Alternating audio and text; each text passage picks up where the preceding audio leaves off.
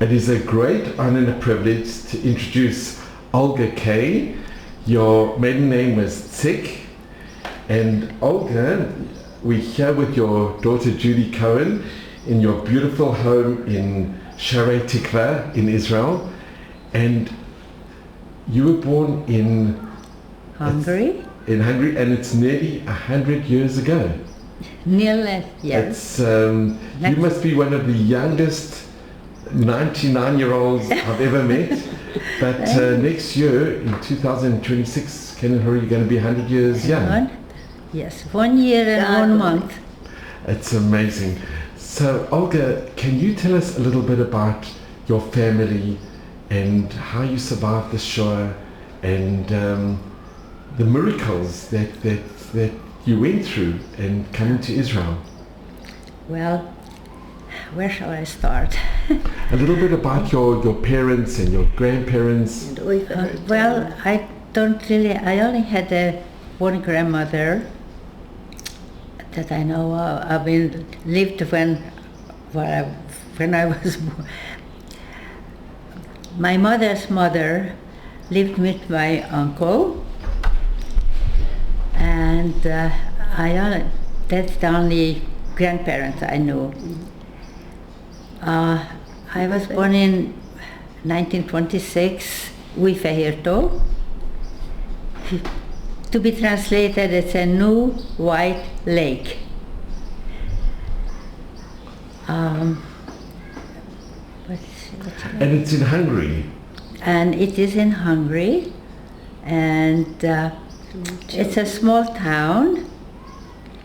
And until how many children were you, Mom? Well, my family was, I had we were 6 girls and 4 brothers, and 7 of us survived. 3 brothers and 4 sisters. And you were the second youngest? And I was the youngest. I became the youngest because my little sister died in Bergen, June 6th in 1945. Bergen, Belsen. In Bergen, Belsen, after the liberation.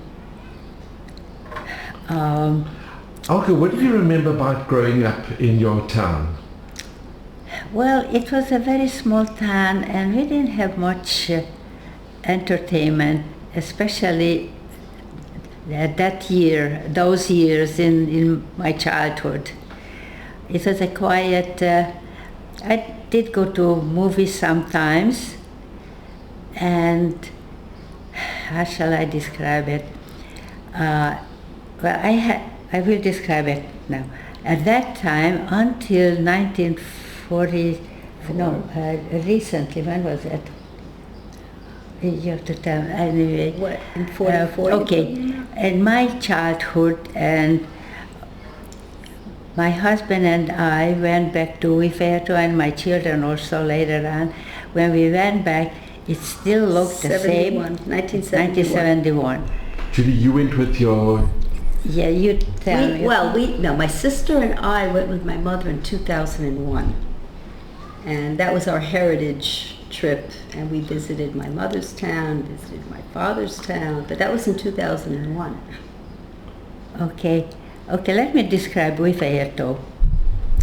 The road was still dirt road, and at my childhood, I don't know how it was at that time when we went back, but those in my childhood until I was 18 years old when I was deported, the cows were taken to the field and in the morning, and at night they came back on the dirt road. And we went to visit our homes, and we went to my husband's home also, and we met the person who lived there now, and they showed us, and they were gathering stones because they wanted to do some rebuilding, whatever. My home The only thing they did, front of the house, we had a grapevine covered. It was, This is all I don't know after what to the call war. it. This is all after the No, war. it was before. When They closed that. Well, we had a big garden, all kind of trees, beautiful. I can't find any fruit today that our garden had. Peach, cherry, plum, and my father planted, he was very good with the gardening, loved to do that, planted a walnut, and unfortunately we didn't have the chance.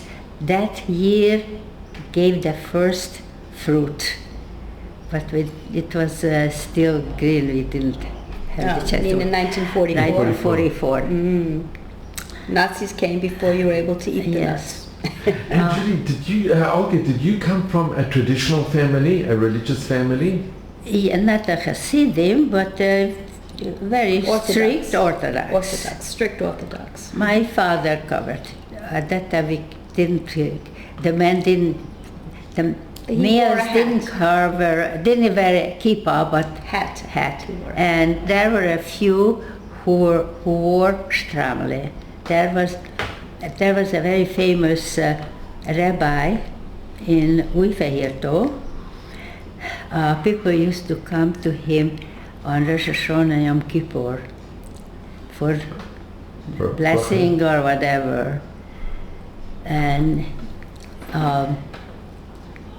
where am I? Did you go to a Jewish kindergarten or a Jewish school, a primary school and a high school? Yes and no. Yes means in 1926, as a matter of fact, there was a sign on the school that was built 1926, and where only from there on only the Jews were separated from the Gentile. There were Catholic school and Protestant and Jewish school, but it was only not.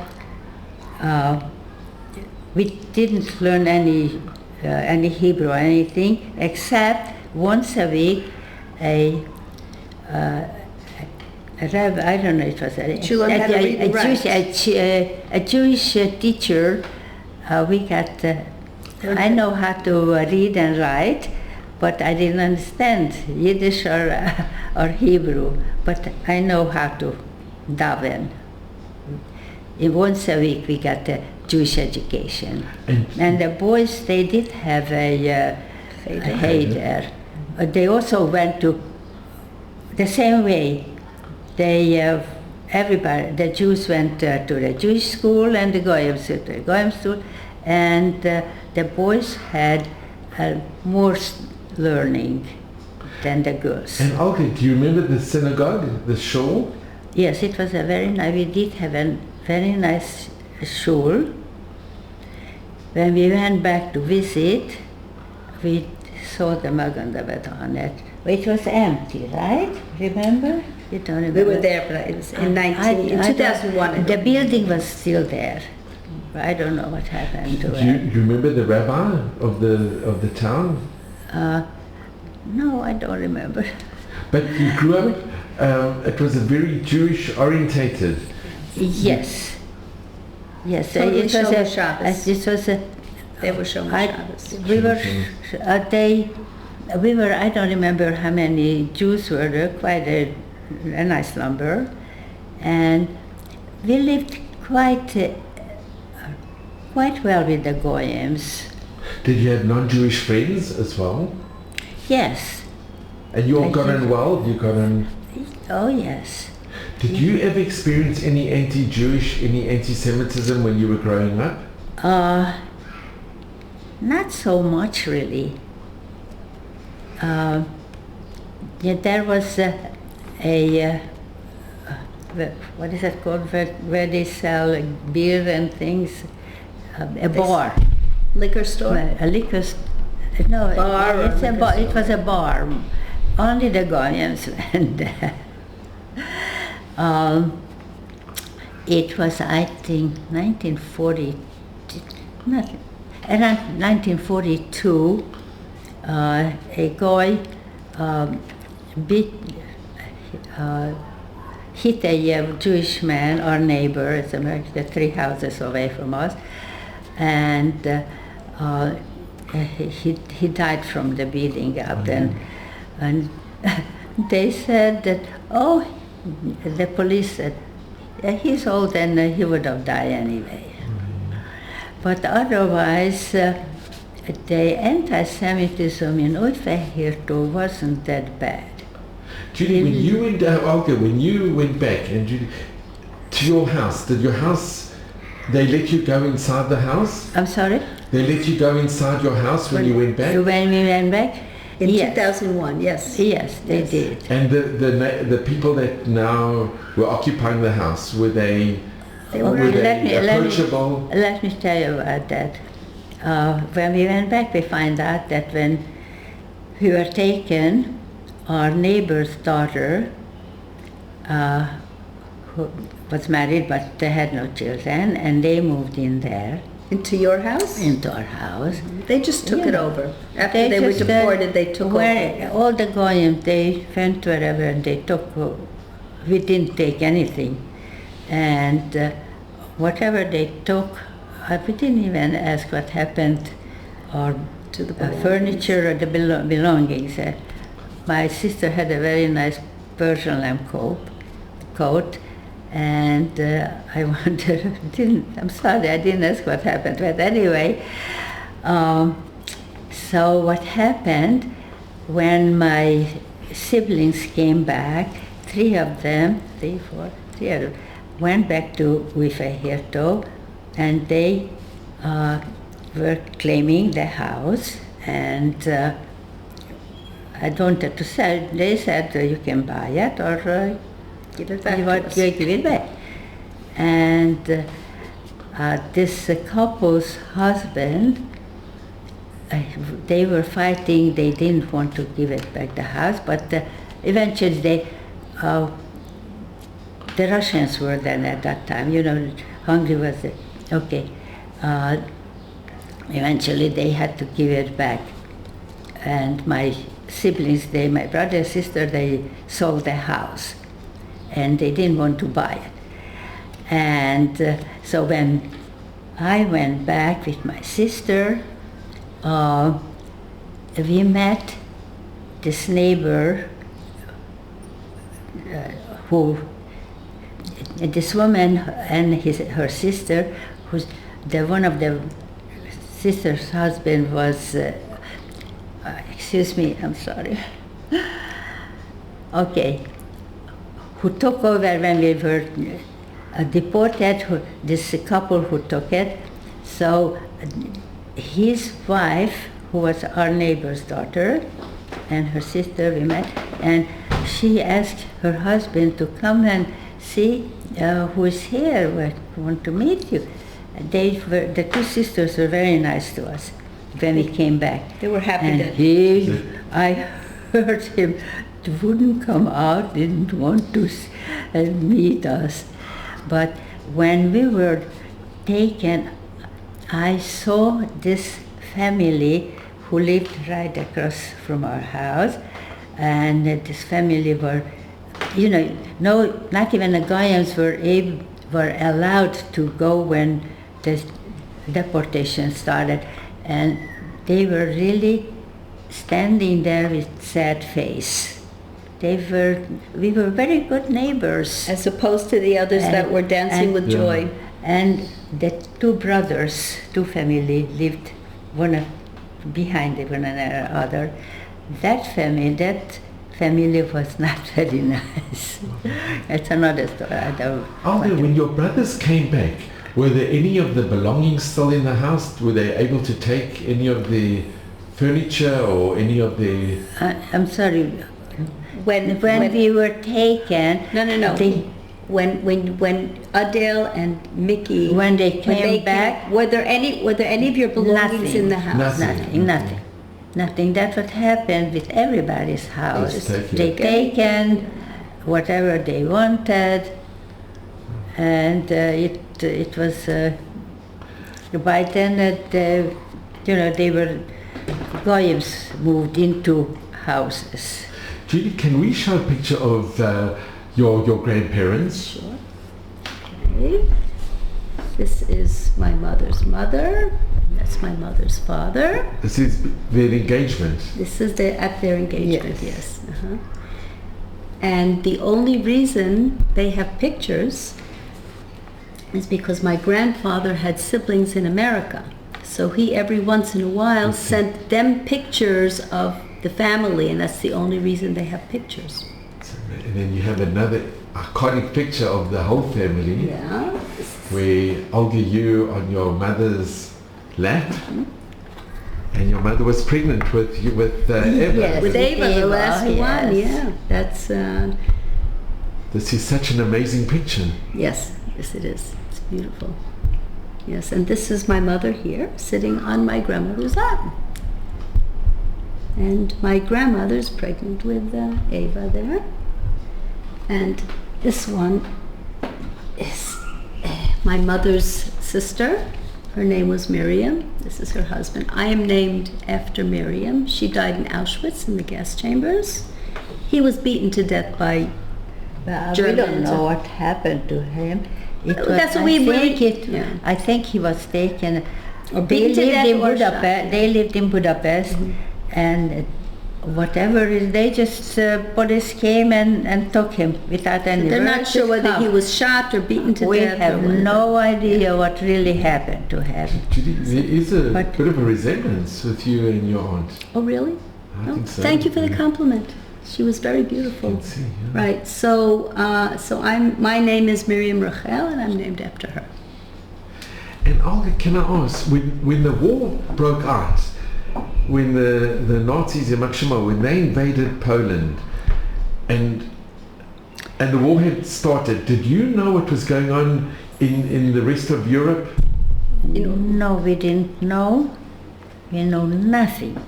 We heard nothing. The only thing that I don't remember dates now, even years. It must have been 1942, because we were deported 1944. The Jewish boys and young men, up to I don't know what year, 45, 50, they were taken forced labor camp. Including her brothers, all her brothers. All my brothers, my youngest brother, well, he was 2 years older. That one, I was 18, he was 20 when, no, 18 must have been, because 2 years. So at Erno or? Erno, with the gun over there in Israel. And they never took your father. Your father. No, my father was older already. Not to the forced labor Not camps. to the He was forced- he was And I- already 6. All my brothers were taken to forced labor camp. That was a law, by the way, that was passed, I think, in 1938 or 39 in Hungary. and- When you reached the age of 18, you were taken to forced labor camps. And I think your sisters had gone. Your older sisters some had gone to Budapest. By this Some of time. my sisters lived in Budapest, and my oldest sister was This is her my oldest oldest sister. When she sister. got married, she lived in, now I can't remember the name of the place. Family, okay. They lived somewhere else. I don't remember. I can't remember everything. My mind is not when I was younger. Anyway, my sister and her husband, they lived somewhere in Hungary, and then they had their baby in 1936. 1938, the little boy was born, Asher Seli. That's the little That's her boy. boy. That's And the little boy. when So in this picture, you have your neighbors as well in the picture. these are these are siblings. Two non-Jewish neighbors. These are the one who I told you about, that they were nice. And when we come back. This is my mother's oldest sister, and that's her son. And he is a soldier, as you can see, the boy over there. It's also, yeah, he's a non-Jew. This is as you can see, they were very friendly with us. Yes, and these two are my mother's sisters. One is Adele and one is Bora. Okay, let me tell you about the three of them. So when everybody was taken, either the Goyim soldiers and the Jewish male were forced labor camp, so was her husband, and she had a little boy, and they took the parnosa, whatever they were doing, and so my sister had no choice. She went in Budapest. They could make a living for herself and the little boy. So the little boy was, my parents took the little boy, and she went to Budapest. So that is how the little boy, when they were taken to Auschwitz, he was taken to the gas chambers. He died, and the older sister was in Budapest, and the mother, she survived. And so these three sisters lived in Budapest at that time. Now, this I remember, I could see what I learned now, that the Hungarian president, Horthy Miklós Horthy, was willing to go as far as join the Nazism, but didn't want to deport the Jews. As we know, that the Hungarian Jews were the last one, very last, to be deported. So in 1944, what's the date when they came? Well, the Nazis came to Újfehér. April 15th, April 15, 1944. Hungary was flooded with Germans. Did you see the Germans when they came in? Did they come to your town? Oh yeah. And you remember the Germans? I saw. I'm sorry. German March 19th. Soldiers. March 19th. I was wrong. March 19th. That's when the Nazis came into Újfehér. And you remember seeing the Germans coming into one of our neighbors was. It was a small street with four, five neighbor houses on each side, 3 and 4, and one of the neighbors' daughter was very pretty. I remember that she was sitting with this German, they were guys, with this German soldier. So I remember when they came, and that's when we had to start to wear the yellow star, you know about that. And we had, so that came, it was March, it came April, Pesach, we had matzah, we had normal Pesach, except men were not home, except by age of my father and up. You remember the Seder in 44? Of course, yes. We had the normal Pesach. Without the boys who were in. Without boys, and I don't remember the age where, up to what age they started. They were not taken. And your father, he was a shoemaker, and is that how he made a living? Yes. How he made the beautiful shoes. Not here, no. One of them. Anyway, he made boots and. I think you were in shoes in that picture. I don't know. Did your father make? No. What is it? Wait. Well, you have shoes here. No? Probably he made all those. He made children's shoes and even boots. she was, anyway. So let's go back to... And the that- Seder, do you remember the actual Seder itself? we had normal Seder, everything. You were 18 at the time. I was, yes. I was 18. My birthday is in 3rd of July. And we were deported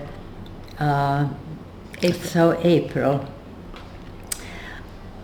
So I remember Pesach finished Motzei Shabbat.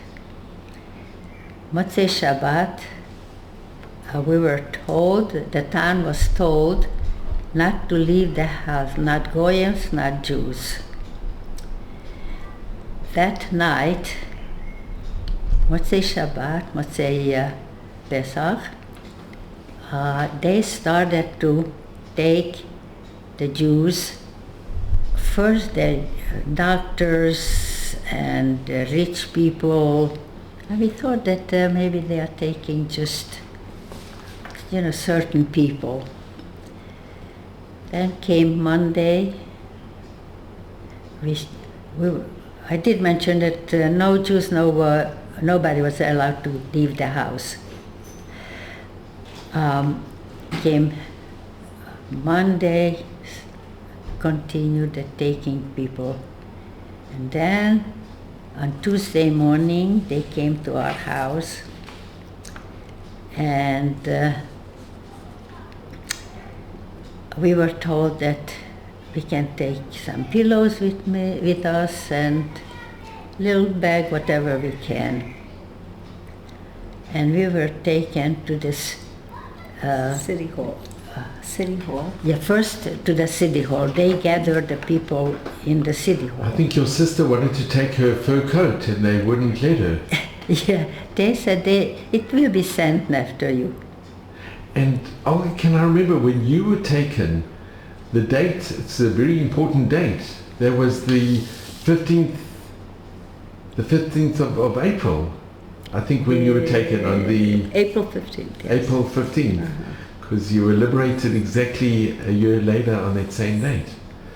But Olga, when you were taken and you had to leave your home, what memories do you have of leaving your house? Was it emotional? We did not know what's going on. So, I was only 18, I was very naive. And we did not know anything about the concentration camps. Never heard of it. The news never filtered in. The Germans were so good about things. In other words, about hiding things. Was it in the newspapers, or you couldn't get a radio, or Did you have a radio at home? No, my uncle had a radio. There were not too many not too many people who there had weren't rumors radios. that it was so bad what was going on in Europe. I'm sorry? You never heard any news about what was going on in the rest of Europe? No, because they didn't. From the Fort Lamberg, they never came home for visit or for a day or what. We never know anything about it. Never heard about it. They kept secrets so well, at least from us, from the Hungarians. I don't know, nobody. No radios and no internet. And when you left your house, what could you take with you, or what did you take with you? What did you take? Yeah, just no clothes, no nothing. Just whatever we had on. And we did take some pillows, I remember. Maybe you thought you were going to be coming back? And they said that things will send after you. And you remember the neighbors when you were leaving your house? As I mentioned before, that not even Goyans were allowed to go out. But this you could see this neighbor, they were saying, the family, they were standing, everybody had a fence, and they were standing behind the fence, and they had sad face. That you remember? That I remember. The the other family, I remember the Goyams also. They were soldiers. They were fighting also, and from that family, one of the son would come home with big luggages. What was in the luggage? I don't know. We never talked about to them what's going, where he is, what they are doing. The only thing that coming with big luggages. And after the war, we learned that it was full of clothes and things from the Jewish homes. From who knows where he was, I don't know where he was. The Hungarian soldiers, Hungarians were also taken here and there. They were fighting. One of that family, one of the son was killed. He didn't come back, but the others came back. So this is straight after Pesach on the Tuesday in the did you leave in the morning? Yeah, they came for us in the morning, and we were taken to the city hall.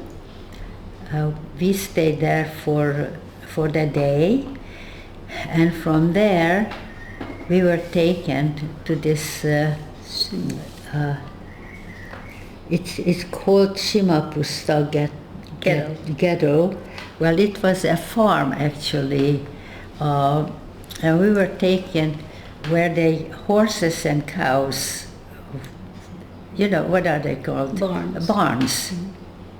And I don't know what they did with the animals, but we had straw on the ground, on the floor, and that's where we were sleeping.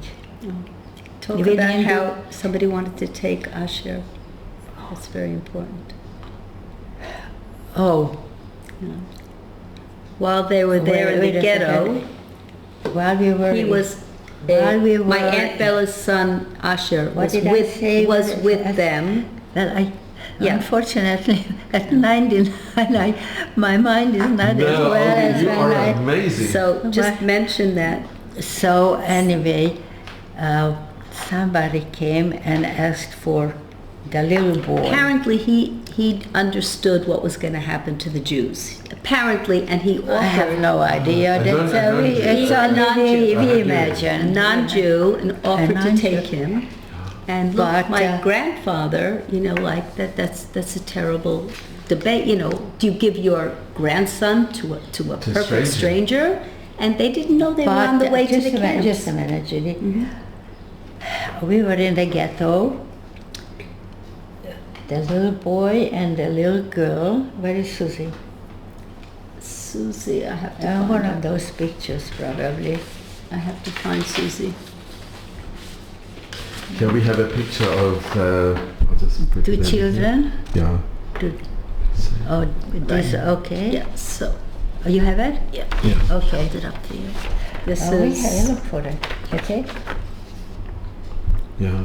This is Asher and this is Susie. These were the 2 children that were in the ghetto, and they were on the way to the camps. They didn't know they were going. Just a second. My parents, my youngest sister, and the little girl's mother, and Miriam, and the 2 little children. Miriam's daughter. We were and Bella's deported together. Bella's little boy, George. His name was George, in Hebrew, Asher. We had Hungarian name, and one day we were in. What did I say? Where were we? It was in the ghetto. We were in the ghetto that's called Shimapusta. And that's where this guy offered to take the little boy. Now, my parents, give one of it, and what about the other one, the little girl? So he just, as I mentioned many times, that we did not know what's going on, where we are taken, we're going to be killed right away, we didn't know. So Okay? he could have survived. So he His could have mother survived. survived. He could have survived, but Nobody knew knew. anything. Nobody knew anything. we, of course, we not. didn't. And in the ghetto, where did you stay in the ghetto? As Oh. I mentioned, that in the barn, where the Slept. cows and horses were. I don't know what That's they where they did. slept. That's in where in we the barn. were. In the barn. Yeah.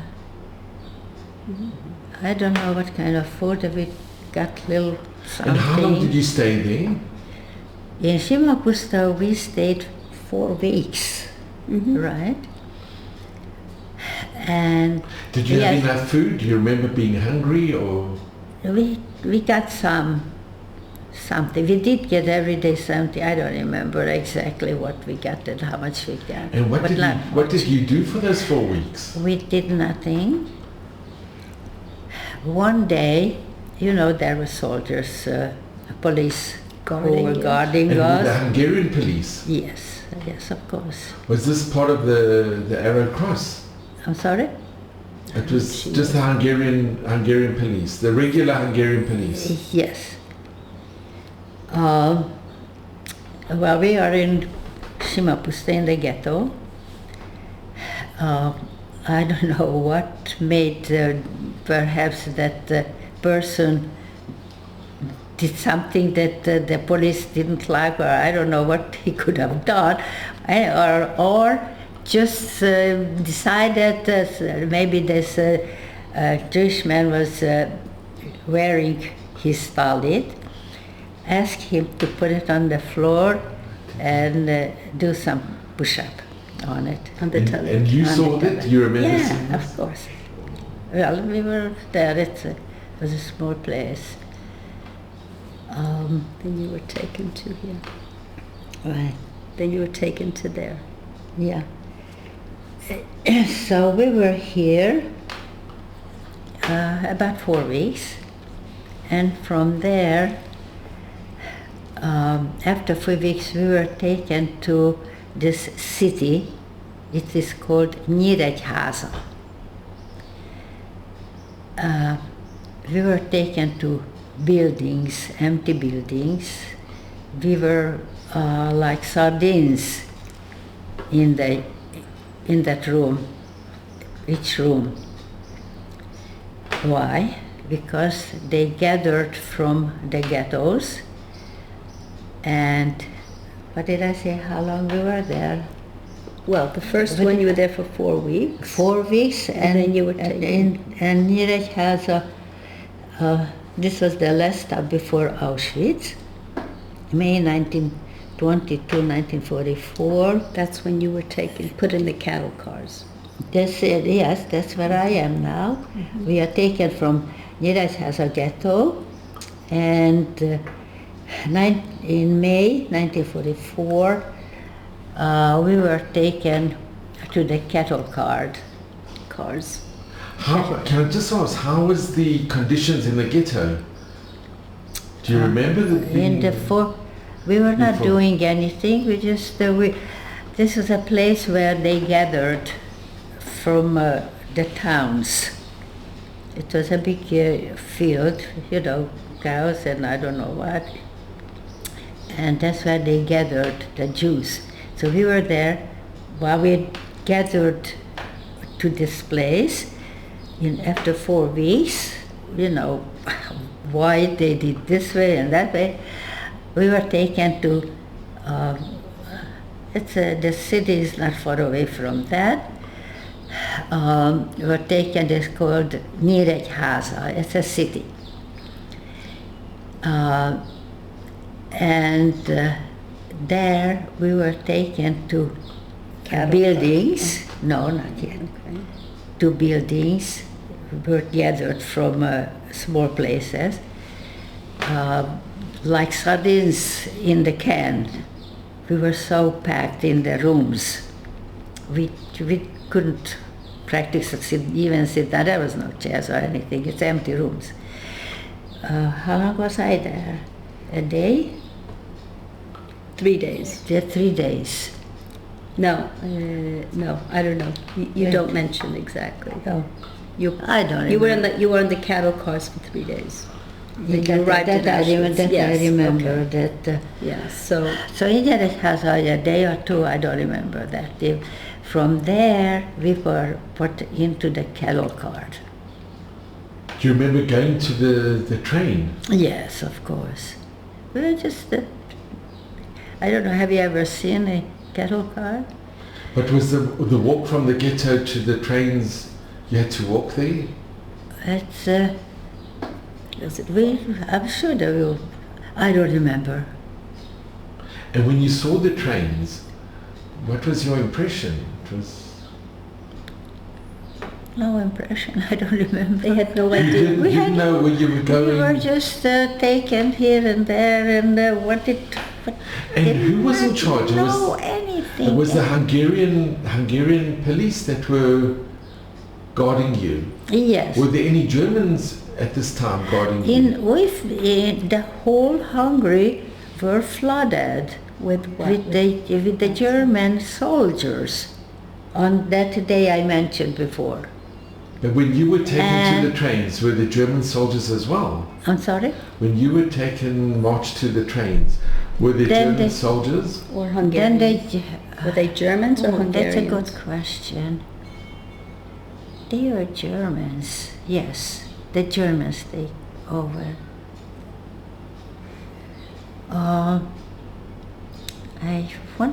I brought up the Hungarian. Oh yeah, I did mention that how he went as far as became like Nazis, but didn't wanted to give. But the Germans still. Oh yeah, then Hitler invited the Hungarian president, and never came back. That And was then important, that's yeah. when the Nazis leaders took Went into over, and Germany. they were horrible. That was in the Arrow Cross came into power. I don't think she knows much about Okay, that. but that About was- what? It was a part of the Hungarian, very right-wing fascist Arrow Cross. Yeah, I don't think she knows. Should I mention about that? I have a book of a Hungarian top actor and Non-Jew or non-Jew, and these are all non-Jews. They were taken in Hungary. They in like a concentration camp. They were treated like the Jews. Why were they Because taken? Why were they taken to be- the camps? They were taken because they didn't want to join the Nazis. They had I the have that opposition. I should have bring it up. Political prisoners. Political Yeah, yeah. prisoner. And So who was with you at this time when you were taken to the train?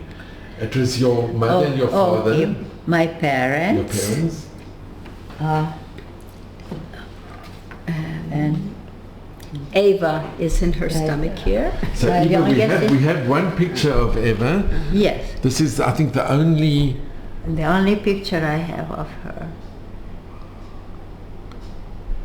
And your niece and Okay. nephew. And Okay. and her sister. Okay. And it's, My Her sister also.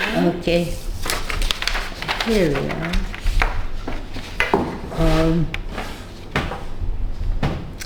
My youngest sister, Ava. my oldest sister's a little boy. But I have we don't my have it. mother. My mother is with the two children. Yeah, we just saw it before. yeah. And the, So okay, my parents, And these the two two children. little children, and my youngest sister, And and Miriam. Miriam, the mother of the little girl, were on the train to Auschwitz. When we reached the border of, in the cattle train of Hungary, were taken to, what is it, Czechoslovakia, Slovakia? Germany. In Germany. Before, when we reached the border, we were still in the Hungarian border side. My father of course, we didn't get any food on the train for 3 days, and there was a pail. And when we reached the border of Hungary, we were able to take a little bit of food, jewelry. My sister has it on her. This thing? She got it from her husband. It was a beautiful brochure, all gold. At that time, there. And whatever we had, a ring or whatever, my father said, okay, this is it. I don't know what made him realize that this is the end of our lives. Took the jewelers and throw it in the pail. You know what was in the pail, okay? There's all the waste. The waste, people waste. I hope that they never find it. And He knew it was going to be. I don't know where he got it from, because he did not know either. Nobody knew anything. They kept everything so secret. Okay. Now, I just I finished with in the train, the conditions must have been terrible. There was no chair to sit down. You were all cramped, no food? Cramped. Did you get water? Did they? Nothing.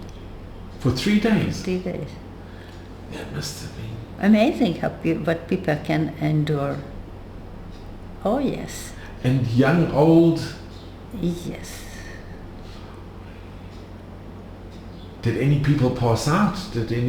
I'm sorry? Did any people collapse? Did you see anyone? On the train? I don't remember.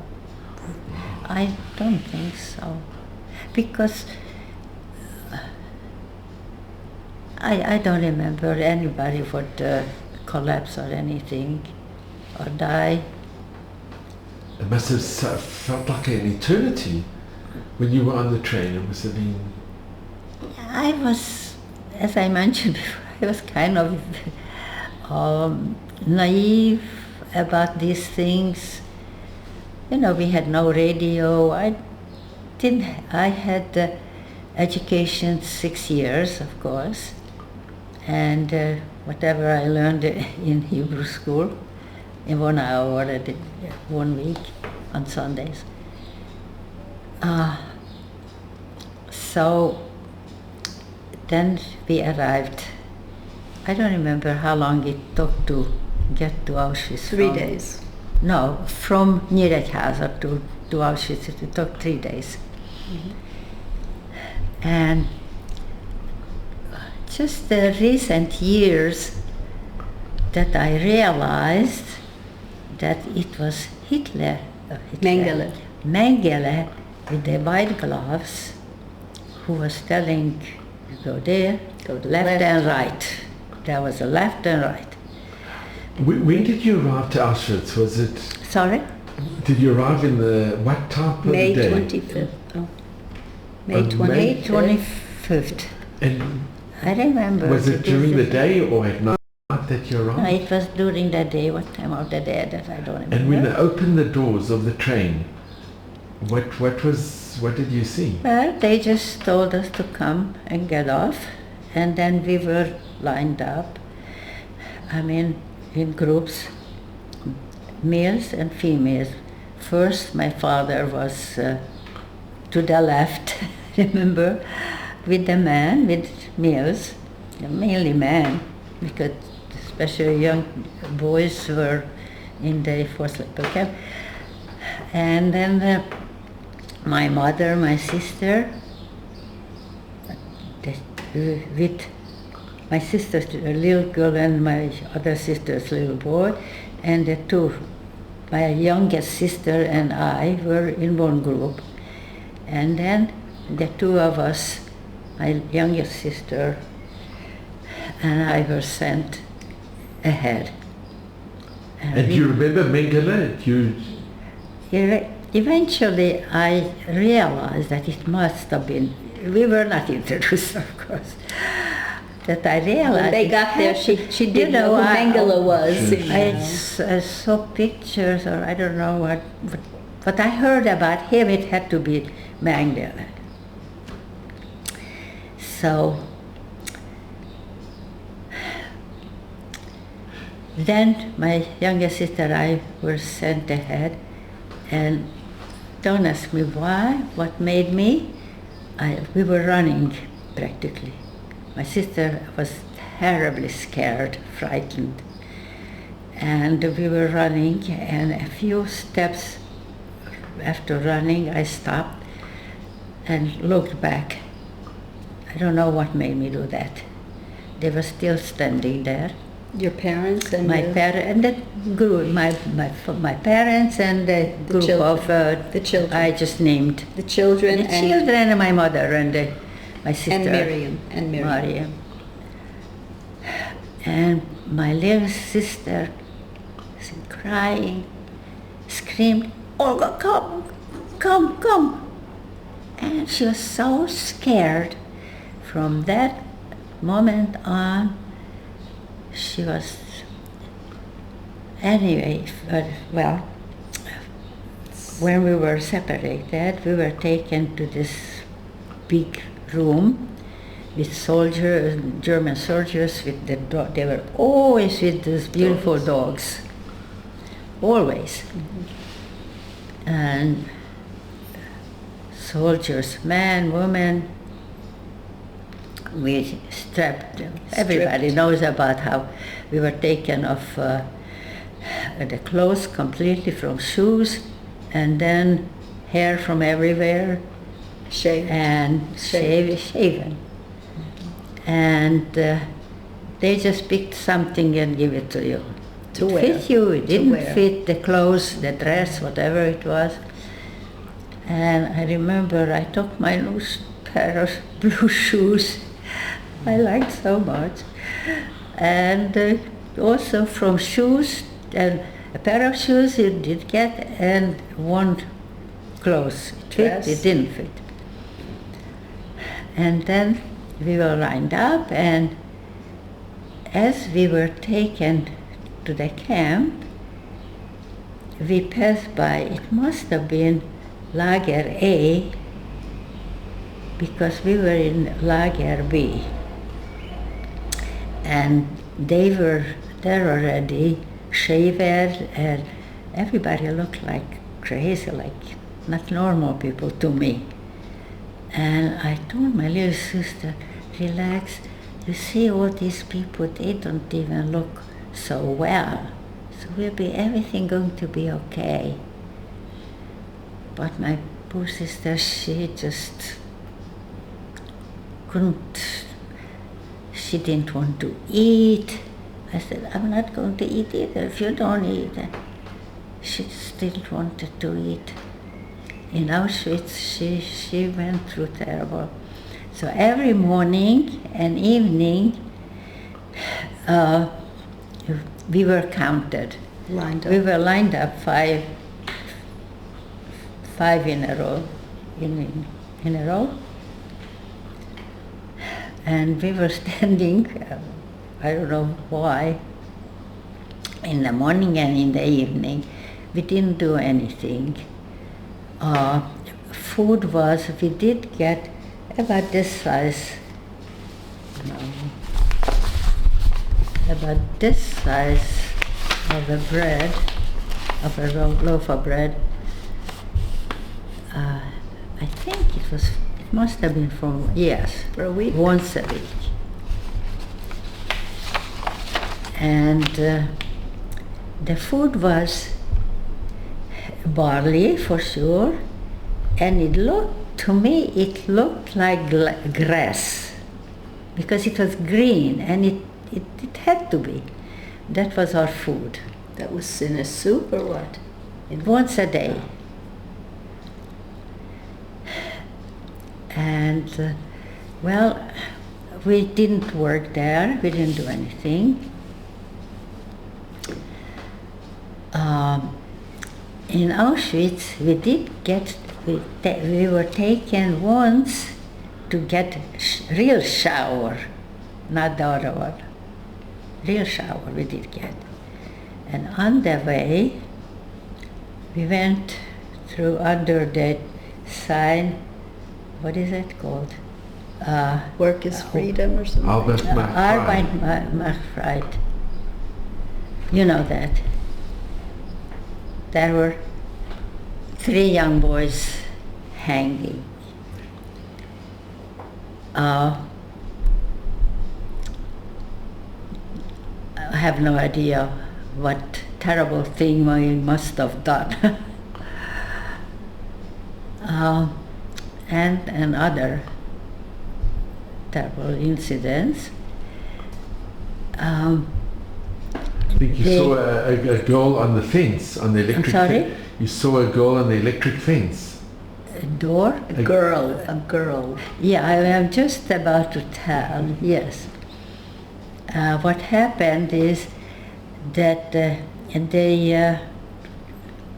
boys, the Jewish boys, they, the suit they were wearing, the blue the striped outfit, so it was, they were carrying the clothes what people was taken off. I don't know where they brought it, where they took it, and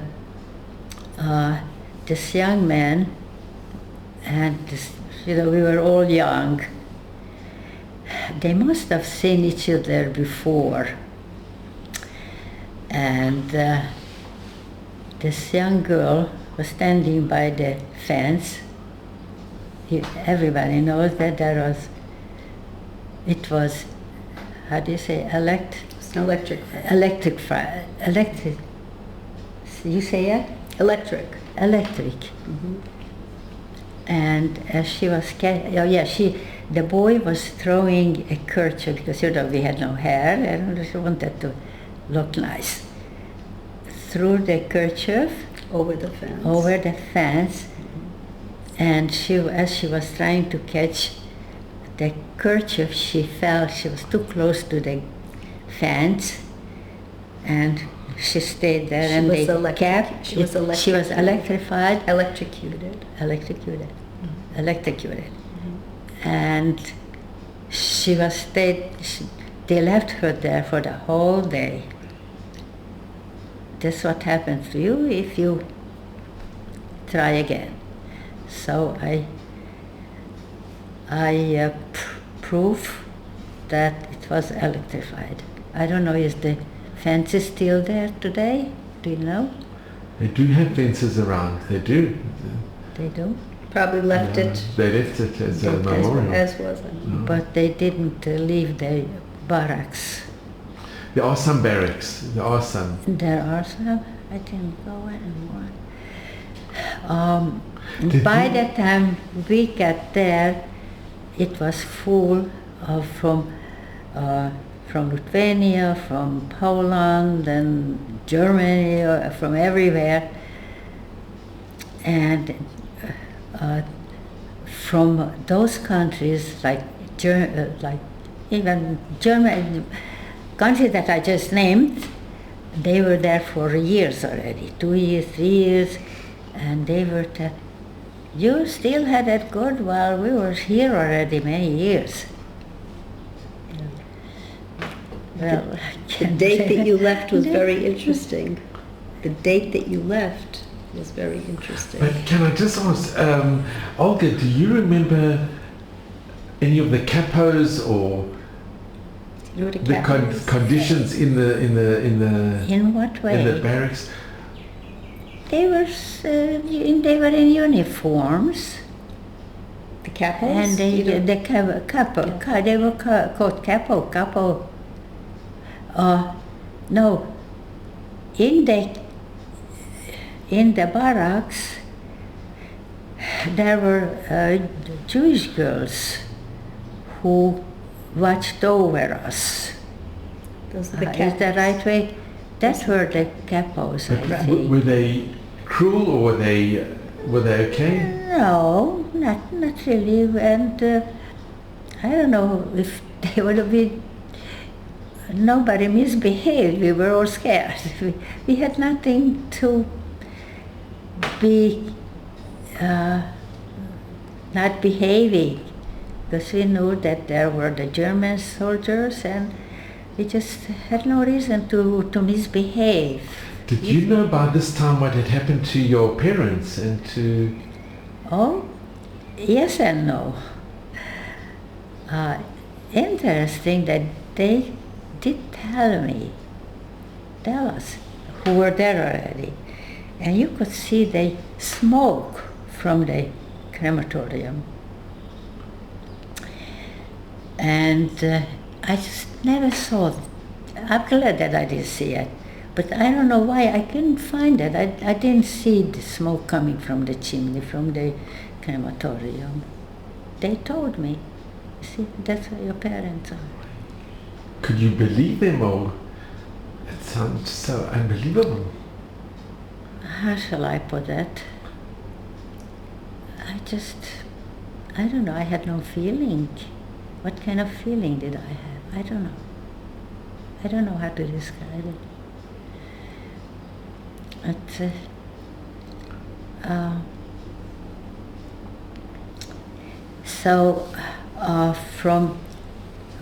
we were there for 3 months, and that's what happened.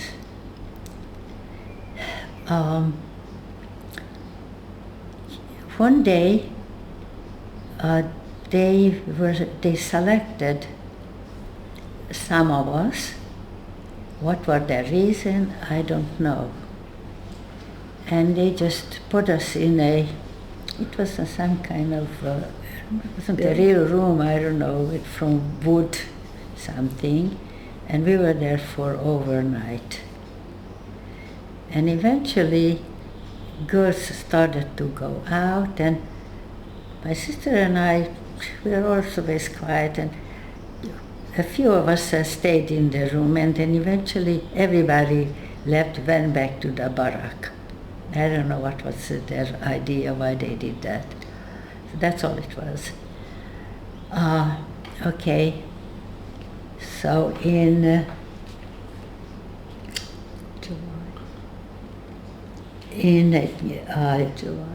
July 29, 1944, it was Tisha B'Av, taken to Kaufering.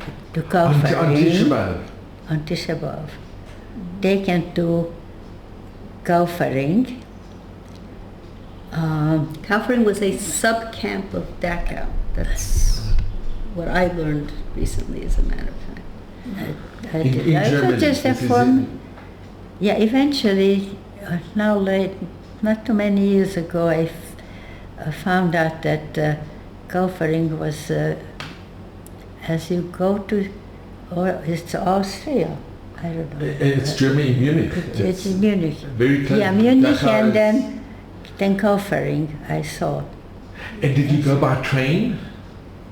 Cattle train. It was actually over an open truck that we were taken from Auschwitz to Kaufering.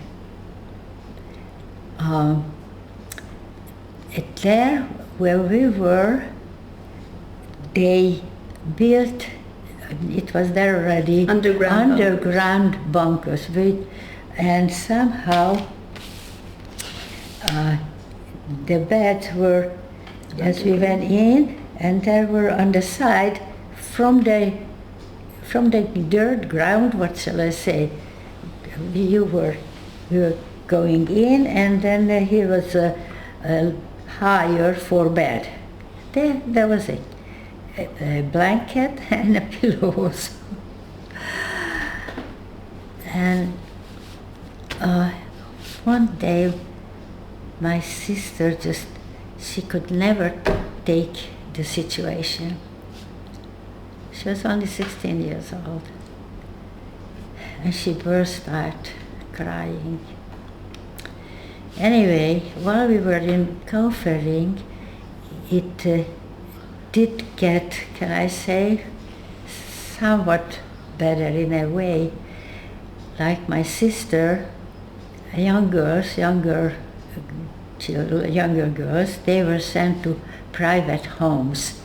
And my sister even, she clean? got food over there, real food. They cleaned from the houses? They cleaned the house. They have the everybody's son and husbands were in the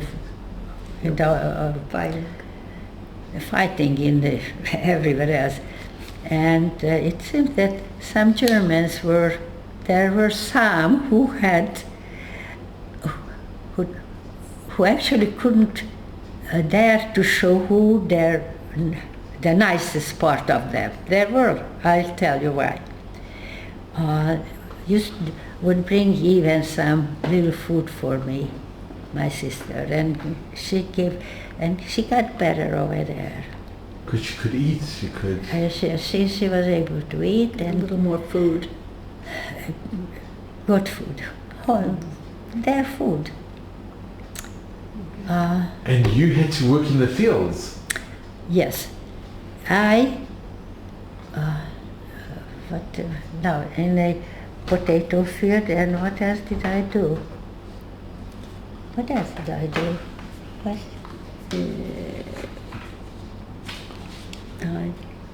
You're collecting logs there, or that was in Auschwitz? Oh yeah, yes. First I and another couple of girls. We were just cleaning the houses. what are they called now? I don't remember. Do I have it here? What? With the red cross over on their red band and with white.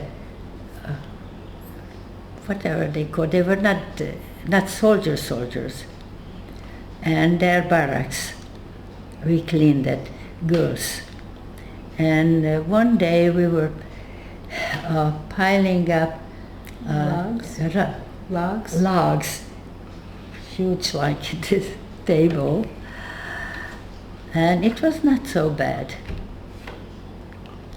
And the air raid. The air raid. The air raid when they bombed Kaufering. The air raid. Yeah, I'm getting to that now. Yes. Then I was also working in a potato field, picking up the potatoes. And one day there was an air raid, and we were supposed to the soldiers were supposed to bring us to bunker in the ground, and there were some Russian prisoners also. They were taken there, and instead of you? And I don't know what was the reason why the soldiers, instead of bringing us also there, were taken to a building. And there was the bombing there. The next day I went, it was still simmering, the ground was They were battered. supposed to be in that place where the bomb fell. And it was a miracle. It was a miracle.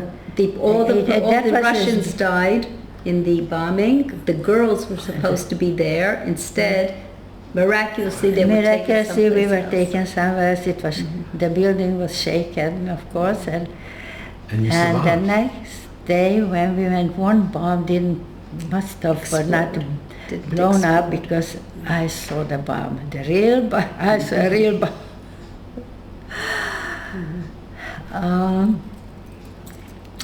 So over there, comparing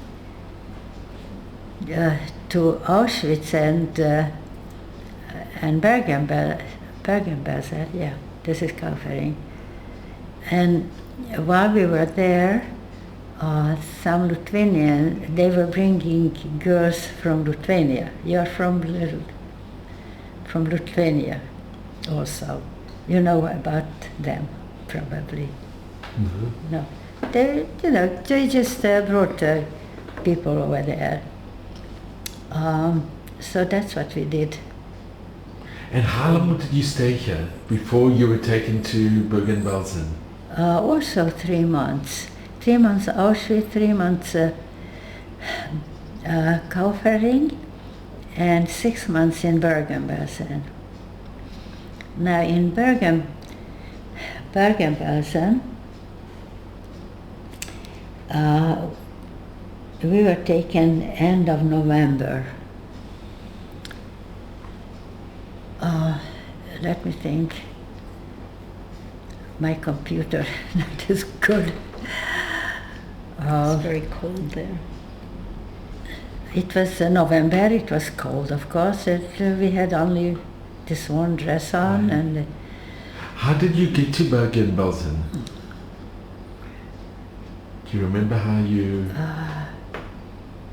Trucks or train. at this moment I can't remember. I'm sorry. I have it in the book. You know it. And you It must have been either trucks or a train. or train. Now, let me tell you about people. There are good people and bad people, right? We were coming home from the field, potato field, on a truck, and there was this German woman, and she had a bag full of pears, delicious pears, and she gave it to us. A German lady. This German lady, yes. And of course everybody was grabbing about the pears.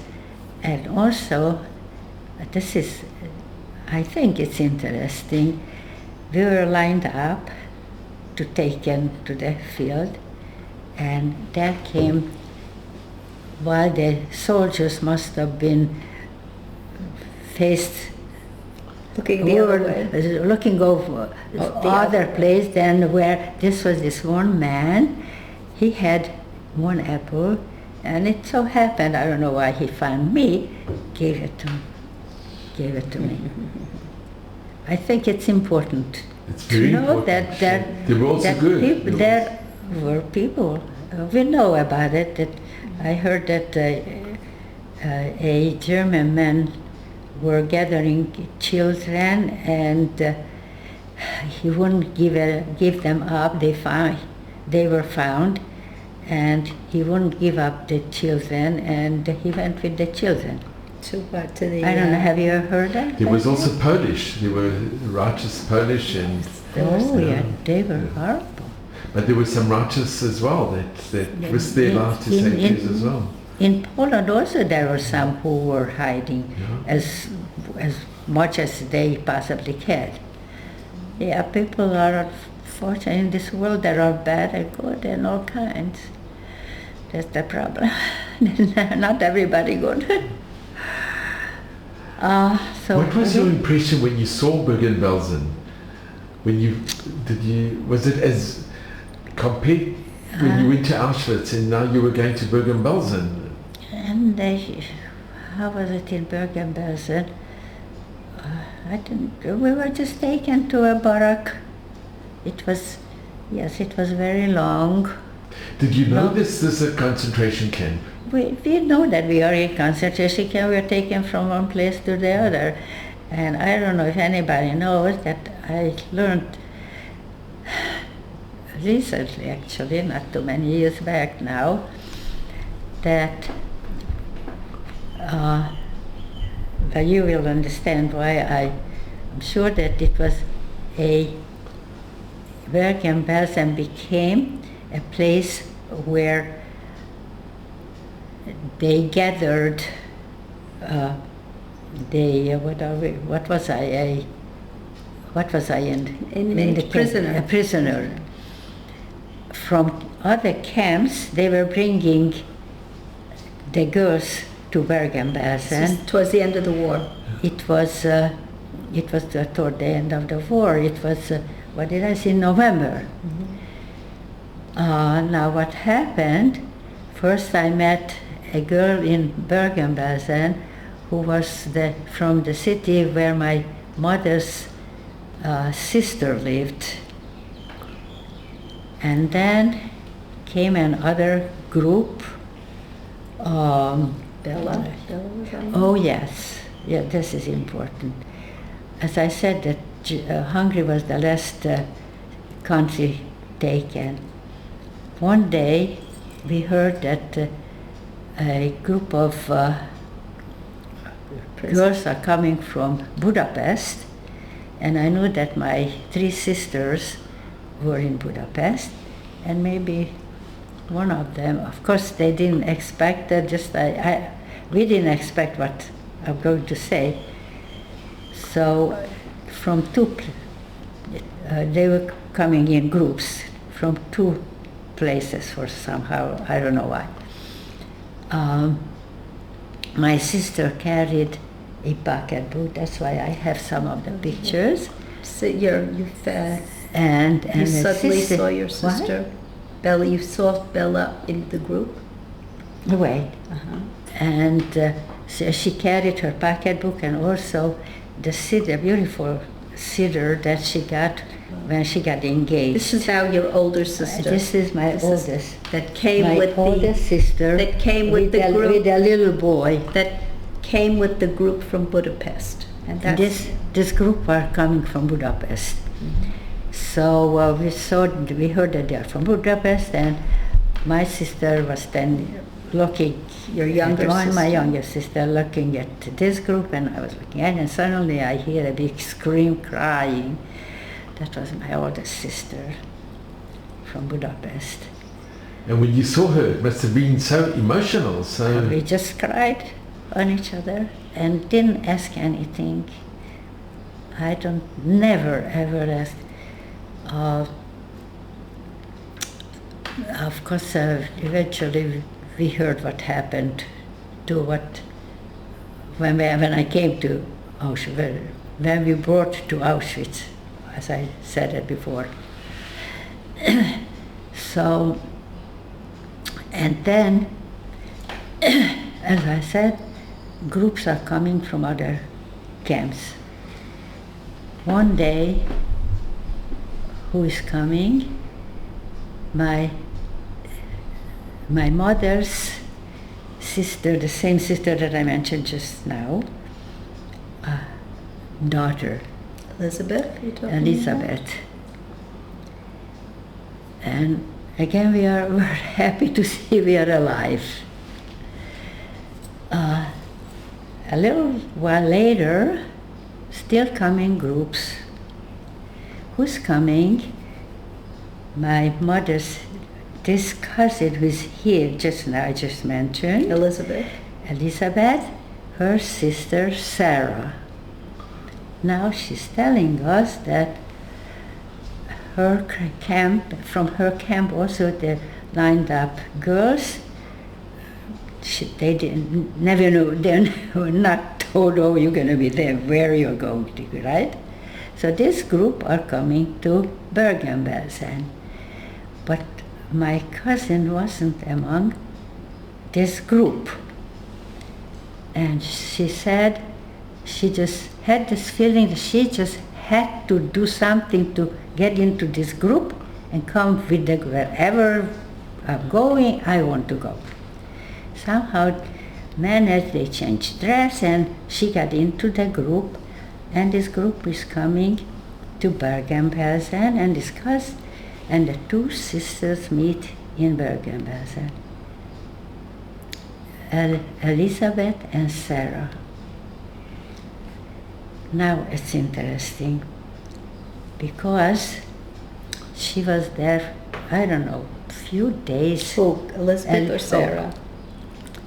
Sarah, no, first Elizabeth came and then came Sarah, right? And Sarah also was in Bergen, Belsen for, I don't remember the days, just a few days, maybe a week, I don't know, whatever, irrelevant. Yes, at that time we were also taking groups to there was a forest to gather twigs. I don't know what they did with it. Very interesting, the Germans.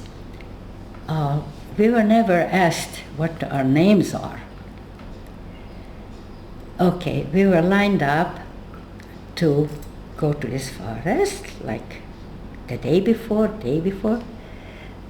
Sarah Weiss, and I don't remember both names or just one, I don't remember that. But Sarah, I know for sure, they don't go with the group. had no idea why, what was the reason. So we left, and Sarah stayed. We come back, there's no Sarah. I had no idea what happened to her. Unfortunately, Elizabeth died Just before. in Just March 10th, I think. I have the date in the book. She died in my sister's arm. Just before liberation. Before Just before liberation. just before the wait, I get that. She was trying to say something, and she lost her voice. She couldn't say. No voice coming out from her. A few minutes before she passed away in her arm. In Bella's arms? In Bella's arm, in my oldest sister's arm. And by then, girls, how shall I put it? The girls, everybody was very, very young. Was taken and slept, and then You mean after they died? After they died, they just then. I remember I could see there was some window on the barrack where it was very long, and there was a ditch where they were just throwing the ditch. Bodies? The bodies.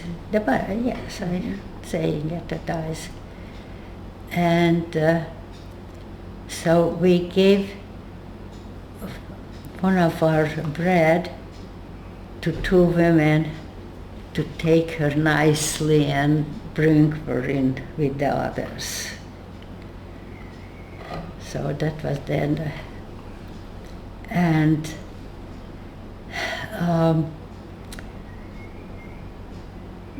until we were not doing anything, we used to get food. I don't remember, did we get, it's in the book, did we get any bread? I have to look. I have to look at, whoever wants to know has to buy the book. Because at 99, the computer is not as good as a young. Olga, you're incredible. Olga, do you remember in Bergen, Belsen seeing a lot of bodies, a lot of... Yeah, that's what I'm getting now to it. And as we were just, we can hardly get beets. We get some beets, and as I said, probably get some breads occasionally. And we were just lying on the floor with Too weak to nothing. get up. They couldn't even. 2 weeks that we couldn't get up, and day by day, people were just falling asleep. Dying. For good. Falling asleep, like what happens, close our eyes, or someone close, I didn't. And it was so, we were just walking among them. Among the dead bodies? There was nothing else to do, we couldn't do anything. But just look away if you could, and you didn't have to look away, you could see them, right? There was Anne Frankel also among us. Eventually I learned. Toward the very end. End of March. End of March. And a lot of people, a lot of diseases. There was a lot of typhus in... People got Yes, typhus, we they got- come to typhus as well. So we got typhus, and eventually we couldn't. There was a toilet outside, actually, but many of us many times can get to the toilet. We were just Too weak. as we were going out, it was They were coming just out. too weak. They couldn't even get up. They were too weak, yeah. So, end of March 1945, there's some shooting started. The Germans and the British, we didn't know who they were just shooting, and we were told not to even pick up our head. We couldn't get up for 2 weeks. One bullet was coming and one woman was Hit by the hit by on her head, as a matter of fact. There were two sisters, and one of them, of course, died there. So the 2 weeks there were shooting. And And 19, April April 15, 1945, the door opens of the barrack, and a British soldier comes in, and he just steps in, and I could always see him stand there and looking around, didn't say a word.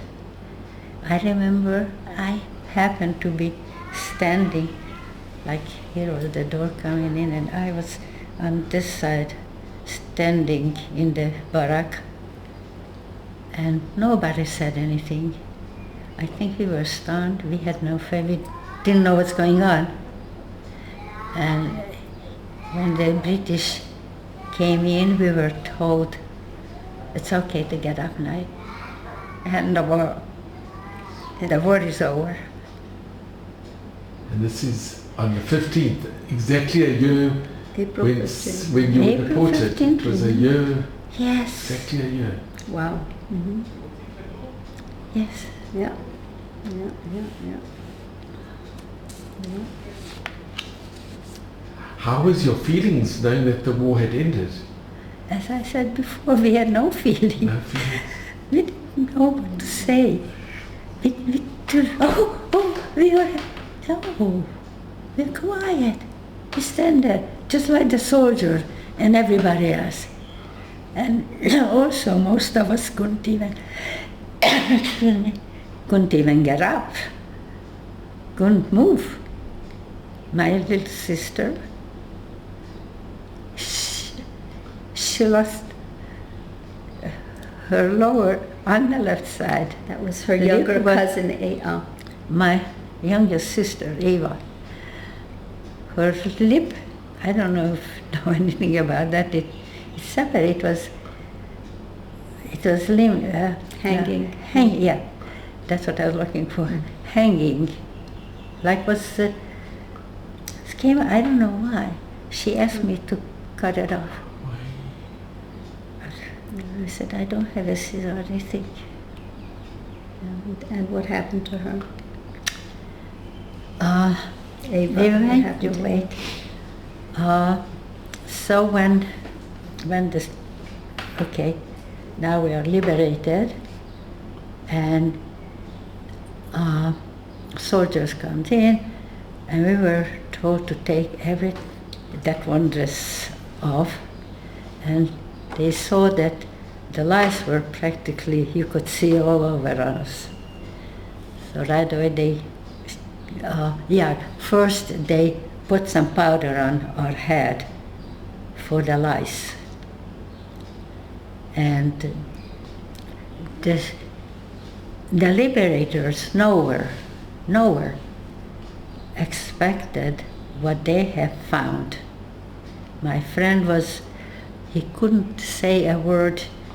He was a Hungarian came just on time to America, and also he himself, when he thought he's older than he was because he wanted drafted into the American Army, and he also liberated. He And liberated. he just would never say anything, couldn't say what he found. Like I'm describing, now we are, so we got a blanket, a soldier's what the soldiers had. And we got, they gave us canned food, whatever they had, and we were hungry, we were eating.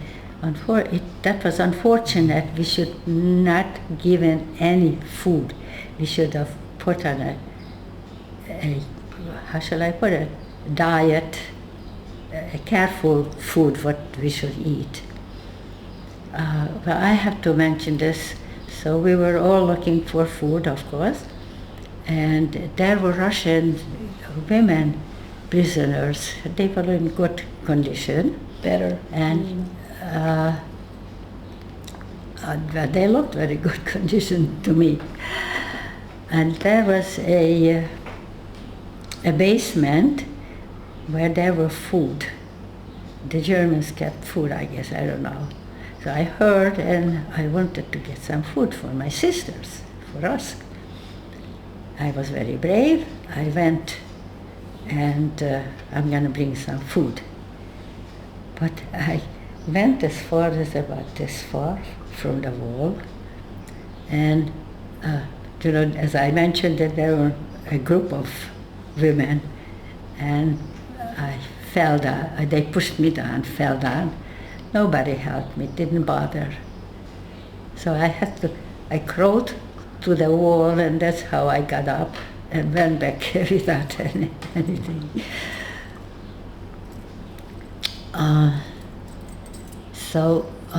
Eva, what happened to Eva? Yeah. We were, some of us were brought up to a, what is that Upstairs. called? Not just upstairs, it's under the ceiling. The attic? The attic. And as I said, we just had a blanket with covering. And then what they did, it was a building. I don't know what kind of building it was. I think it was a school, whatever. They were taken. They're very sick, or them, like my little sister, Eva, was brought down to the first floor, ground floor. And I would go down. My older sister was also very sick. She couldn't move also. I was the healthy one.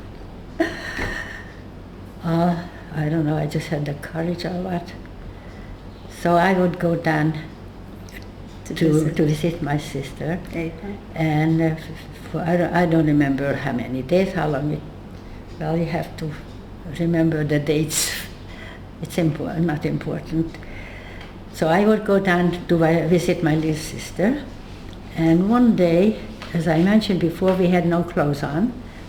Then we got some material, thread and needle, to make, even scissors, I think, to make something for us, because they had no clothes. And one day, I wanted to make something to cover myself, not to carry the blanket. Not to carry the blanket. I didn't go down To Eva? to visit my little sister, Eva. And when I went down, to me it looked like she was sleeping. She was covered halfway, and I wanted to cover her. And I was told that you don't have to cover her anymore.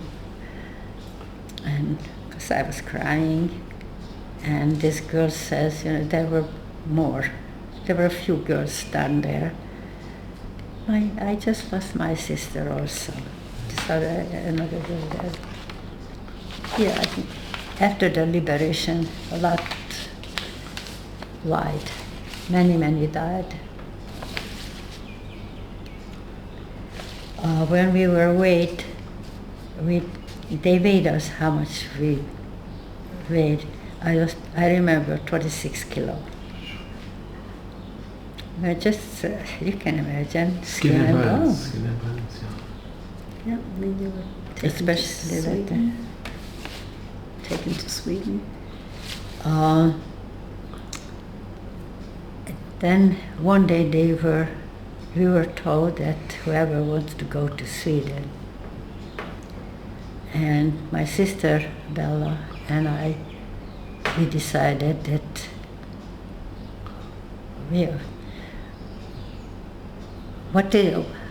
is there any reason for us to go back to Hungary now? So we figured we go to Sweden. We were taken to Sweden. So on June 6th, right? I don't remember.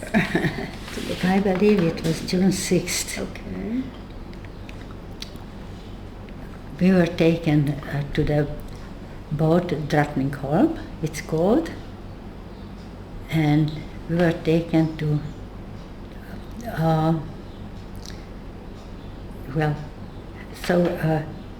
before till we were taken to Sweden, we did get some food, and we got some clothes probably for us. I don't remember at this spot now. Irrelevant. Okay, now we are taken to the boat to Drottningholm, and we were taken Hospital. to Hospital. to what? Hospital for medical No, we treatment. were taken to Göteborg, I think. Göteborg, they call it, Sweden, and we were taken from there to to this hospital. We were there, 10 girls. As you So see, we have a picture. this is the picture, yes. Judy, if you could show where your mom is in the picture and with your sister. Okay, let's find you. You are okay. over. Let me see. Yeah, you are over. Wait a minute. Give me a minute. Hey, You Bella. are. I have to find you. Is that you? This is Bella, my sister. Bella. And No. Okay. Well, this is. Let me see. Uh, Wait, let's go like this. no. You're up here somewhere. Ah, here you are. Okay, I found You you. find it? Yes, wait a minute, 1 second, hold it. Here, okay, this is Gee, very hard.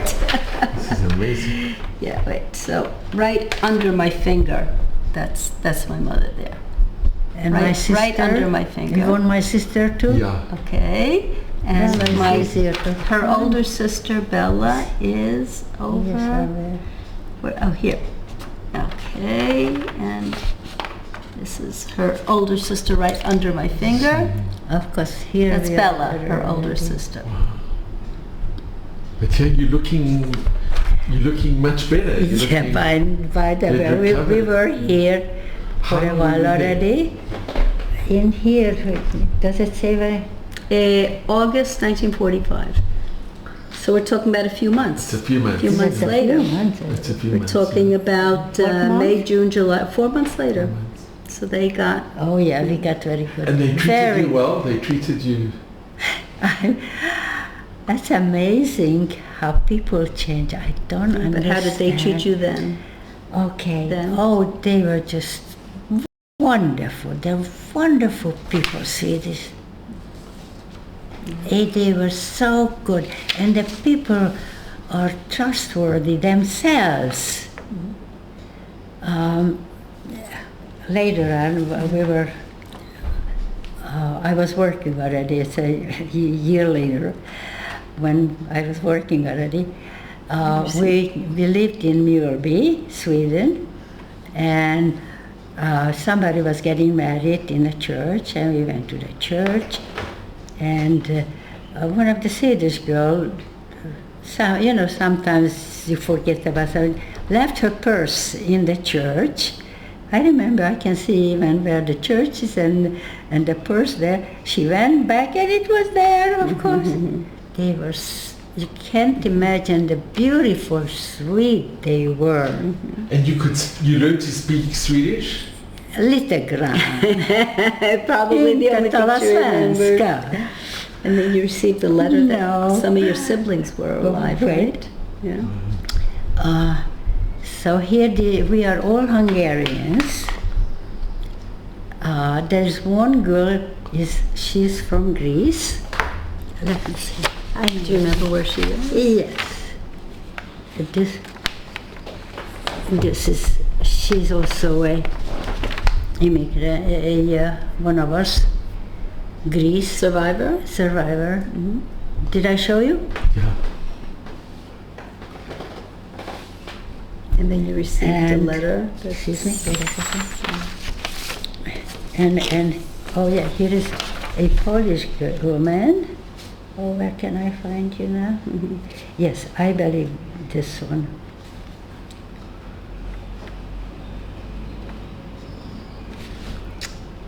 Oh, I should have. I believe, yeah. I believe she's a non-Jew Polish woman who was a prisoner. A political prisoner. A political prisoner. In Germany. In Germany. Mm-hmm. Yes. Yeah. And all those, they are all Swedish. They took care of us. They just don't know what to do with us. It's so wonderful. My sister, we were, I don't know how many, we were only, how many girls were we? I have a picture where, with the bed in the room, Judy, I don't know where it is. Wait, we were only 10 girls. They were very kind and they were very caring. They're caring, they're wonderful. Okay, I have to do it. Tell a little bit about them. In the hospital, they took very care of us. My sister was only in the hospital. My sister was the only one who was married, and she would light candles on Friday night.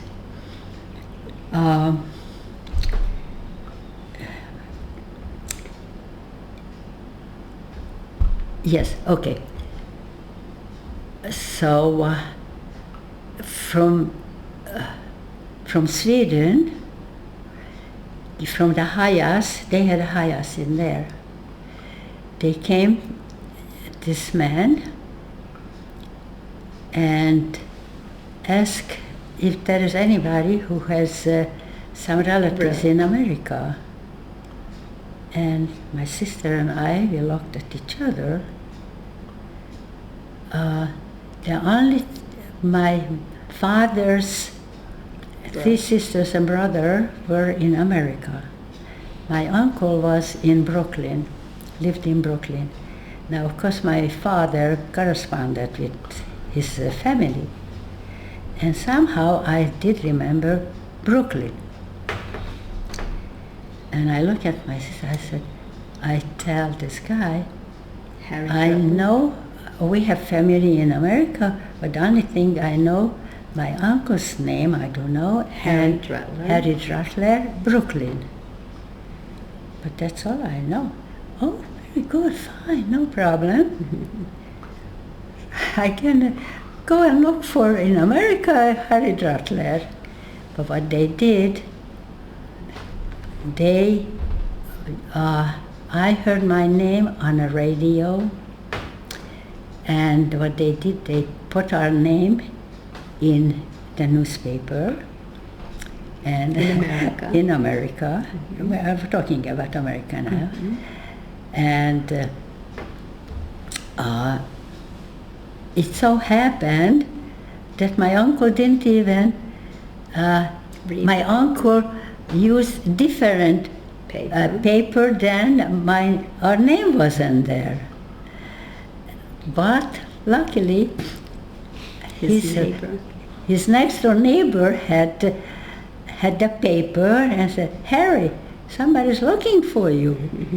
The next day, the same day probably, because when we saw that man, I think the next day or the second day, got a telegram from my family, and immediately they started paper.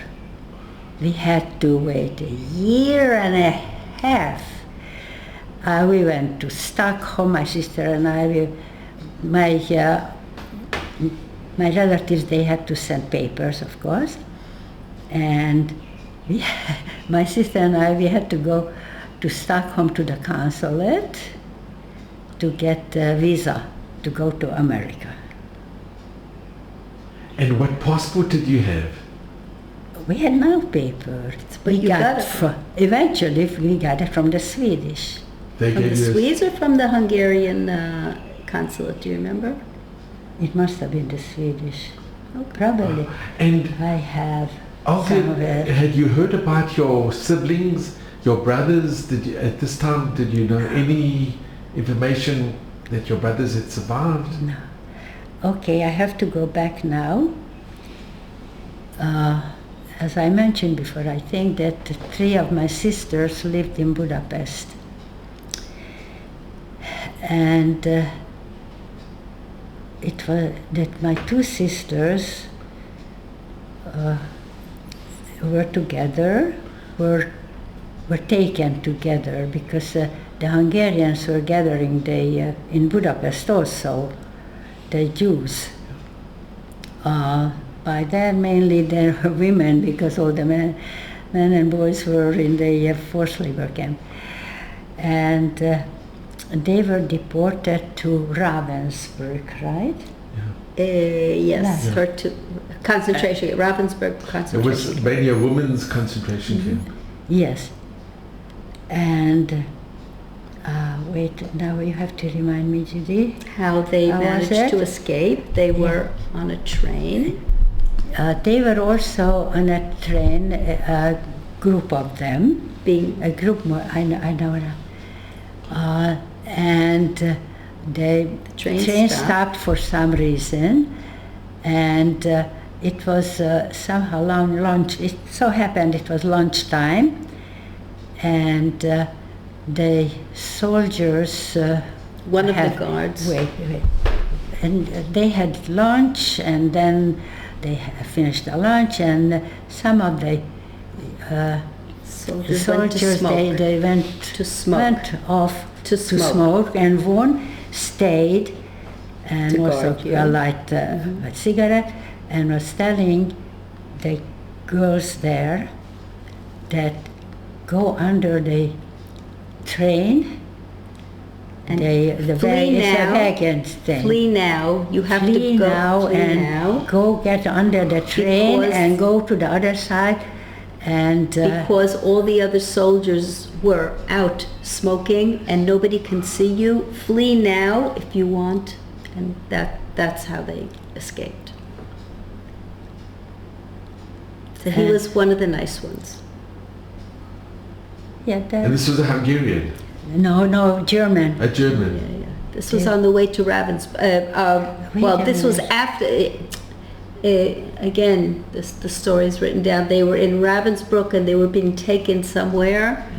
And this was a German guard, and he was one of the good a ones. German guard. A German Yeah. guard, yeah. There were some good ones. That is quite amazing. That's, Yeah. And that's how they escaped. And then 2 of her sisters, yeah. 2 of my sisters Mhm. escaped, and after the others were trying also, unfortunately, they didn't they were not able to get through. Yeah. So you went to America.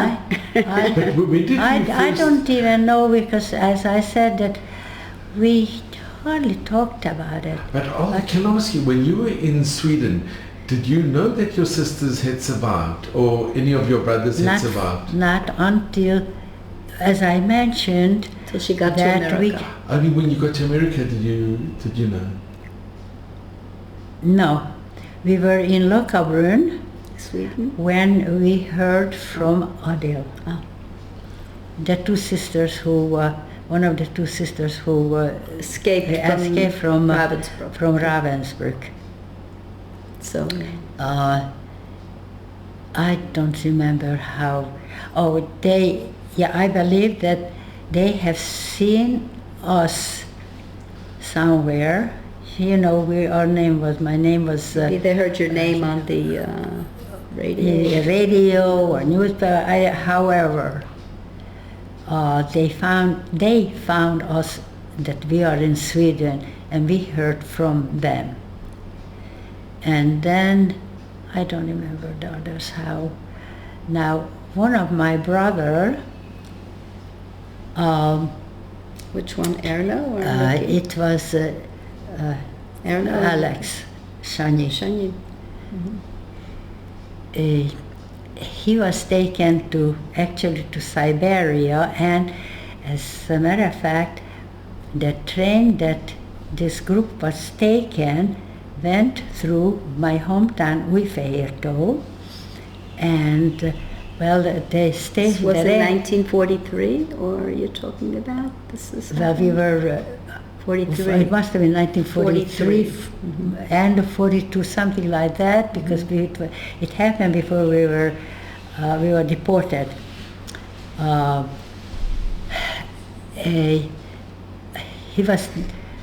This train went and it stopped in Újfehértó, and somebody was coming to tell my father that your son is so and so is on this train, and it's still in the station.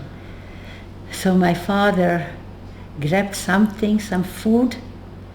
I don't know where he got that from, because anyway, and was running. You know, there was no taxi or anything. My mother and I, my father, they ran with some food to the train. Halfway, they were told that the train left already.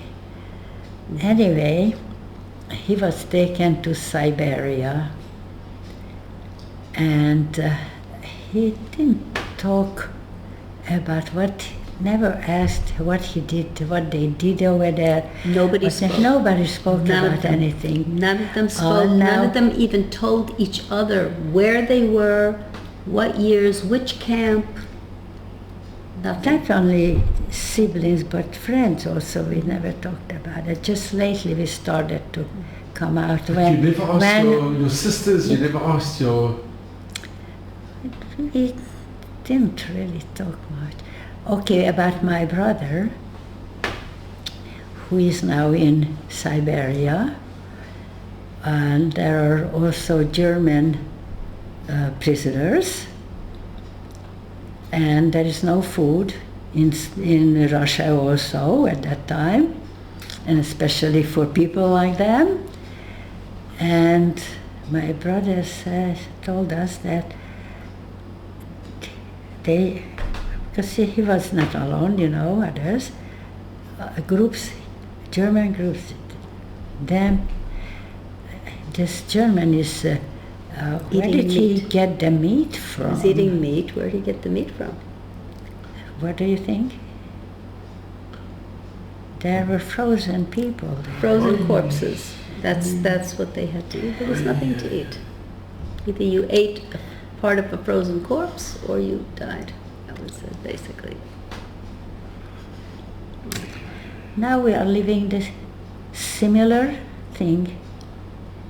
Where? Now it's different, very different, but very also very different, a different way. But can I use the word same? This is red. This is blue. Predicament. I don't know. We're in a similar predicament. Let's put it that way. Yeah. We're in a similar predicament. Yeah. For a minute. So that's okay. I must tell about the Swedish wonderful boss.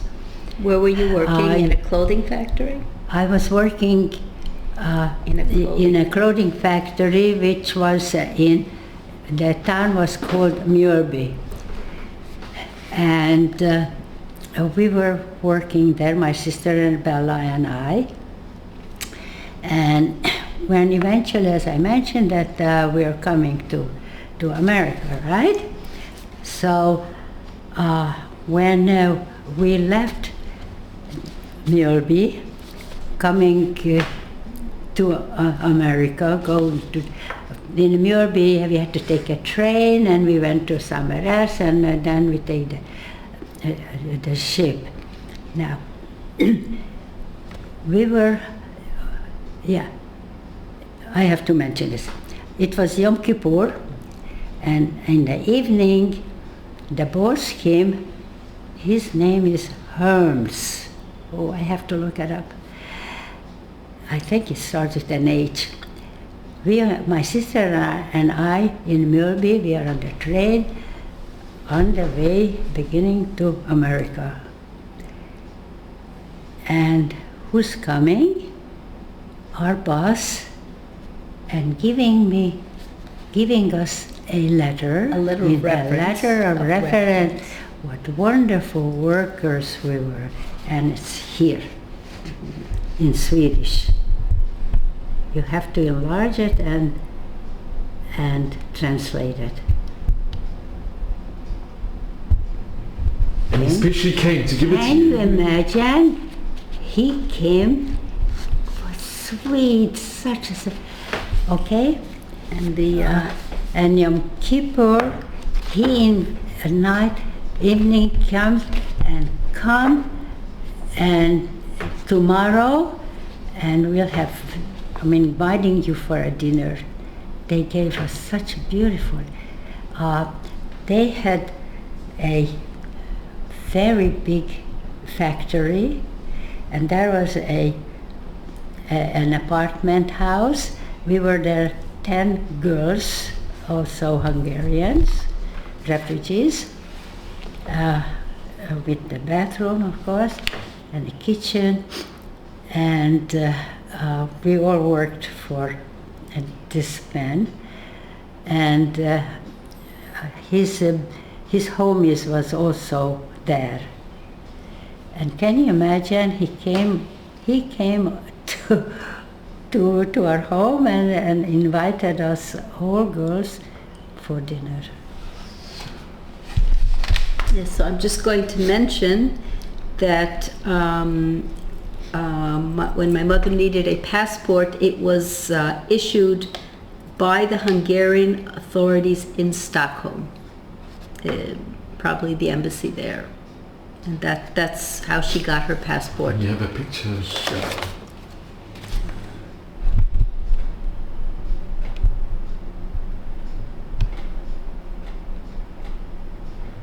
But it took so long to get the authorization to go to America. Year and a half? Yeah. That's a long time. Then everything had to be done legally. They needed sponsors. They needed a visa. And Olga, this picture, was this taken In Sweden. in Sweden? This is with you and Bella. You want me to hold it? Yeah. Yeah. Wait 1 second. And how old are you in this picture? Around 20? I'm in 19 here 19. because my birthday was 18 in Auschwitz, 3rd of July.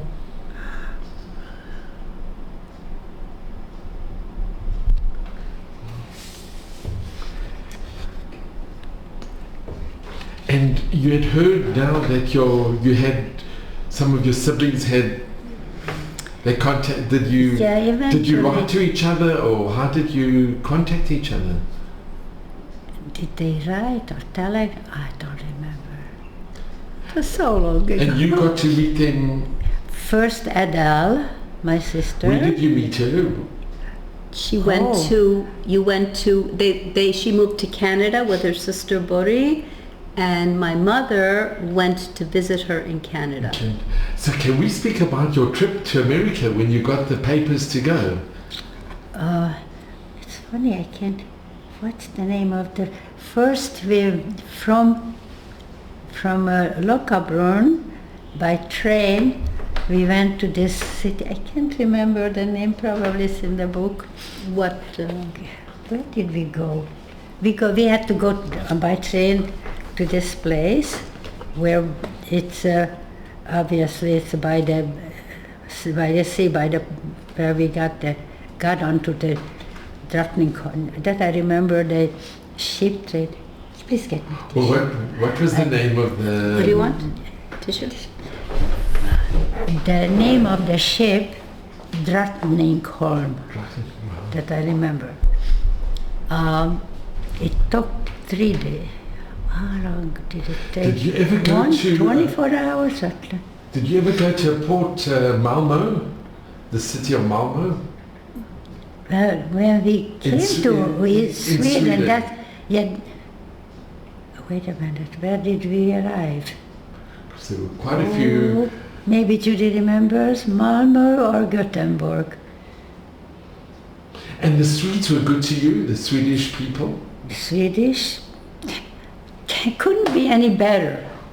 Sweet, gentle, loving. You see what they did? Try to find a Jew who will, one of my people, who will find otherwise. And look what happened to them. What did we do? That's okay. Yeah. Okay. Right. And when you got the news that you're going to America, how did you feel knowing that you... Well, we were amazed and we were thrilled. Well, we knew that there will be no problem. And Olga, you had no desire to go back to Hungary, to your Didn't hometown. think of it. Well, you went a few times, Mommy. No, but after... You went a few times. But instead of going to after, America, no, you at didn't- that time, no. We knew that we have nothing to go home for. We have no more home. And we had no reason to, and we had my father's family there. And the boat trip, was it a... How long was the boat trip, and was it a... 10 days, you said, something? Oh, I think so. Like I 10 think days. 10 days. And when you got to America, who came to meet you, or did you have to go via Ellis Island? No, No. at the port. Her aunts No. and uncles met her at the port in New York, right? Yes. My Aunt Minnie, my Aunt Margaret, And Uncle Harry. and Uncle Harry. And Uncle Adolf also, I think. And how was that interaction when you met your relatives? You hadn't seen him... We When did never you seen- last I see had them? never- no, they had- never she You seen. had never ever met them? Nah. They never came back to your hometown to visit, or... No, they didn't. And were No, they... my father was hoping to come, but when he went to the council, he only needed a visa. And listen to that. When he said that he has 7 children. 10 children. No, only 7. Oh, then only 7, excuse me. Only 7. 7 then. There's too many children. And that's why they didn't give the... That's why they didn't give. Her aunts and uncles had gone as young single people, so the America wasn't afraid that they'd have to support them. But when you come with a family of, well, then 7 kids and a wife... They didn't want to give the visa. I don't know. We never talked about how the family of my father was brought by some distant relatives, I think, to America. Somehow, I presume the reason the youngest Aunt Pauline was still in Europe, and the way she came, they found a man, just anybody who was willing to... Fictitious marriages, yeah. It's just, And that's how she came to America. Now, my mother's brother and my Aunt Pauline, my father's sister, say they met in Europe before she came to America. And it seemed that they must have fallen in love, because when my aunt, well, I have to tell, I'm going to the end now. When my aunt died, her daughter, my cousin, gave me a picture of my uncle with love to Poland. Now, they hoped that she was very beautiful, and her husband, who became a husband, they just an ordinary, not somebody who would marry. My aunt would marry him, but that's how she came to America, and hoped that they, when she gets here, that they will, it was just paper, and they will. But he didn't want it to leave her. And my cousin found a picture. It's in the book. My uncle gave it to my aunt with love to Poland. And my cousin gave it. When my aunt died, her daughter Sandy gave it to me. So, did you reach America in 1947? Mm-hmm. Yeah. 1947? Yes. And here we have a picture. It's from Judy. If you could. Just wait, hold on 1 second. This is when they reached America. Yeah. And Olga, when you met your your relatives, when they came to greet you at the port, they were very happy. They were oh yes. You felt felt a connection. They were close and warm. Yes. Oh yeah, they were wonderful. Till today, the cousins we have contact. Yeah. Unfortunately, Aunt Margaret was, I think, 50 years old when she died. No, that's 59, I think. Or whatever. 59. Something like that. Very young. You stayed with them? Well, Very short time. First we stayed with my Aunt Margaret. Did you know any English by this time? Yes, I learned from my father. Happened to have an English dictionary, Hungarian English, which I found, and I learned to count up to 10, and yes and no.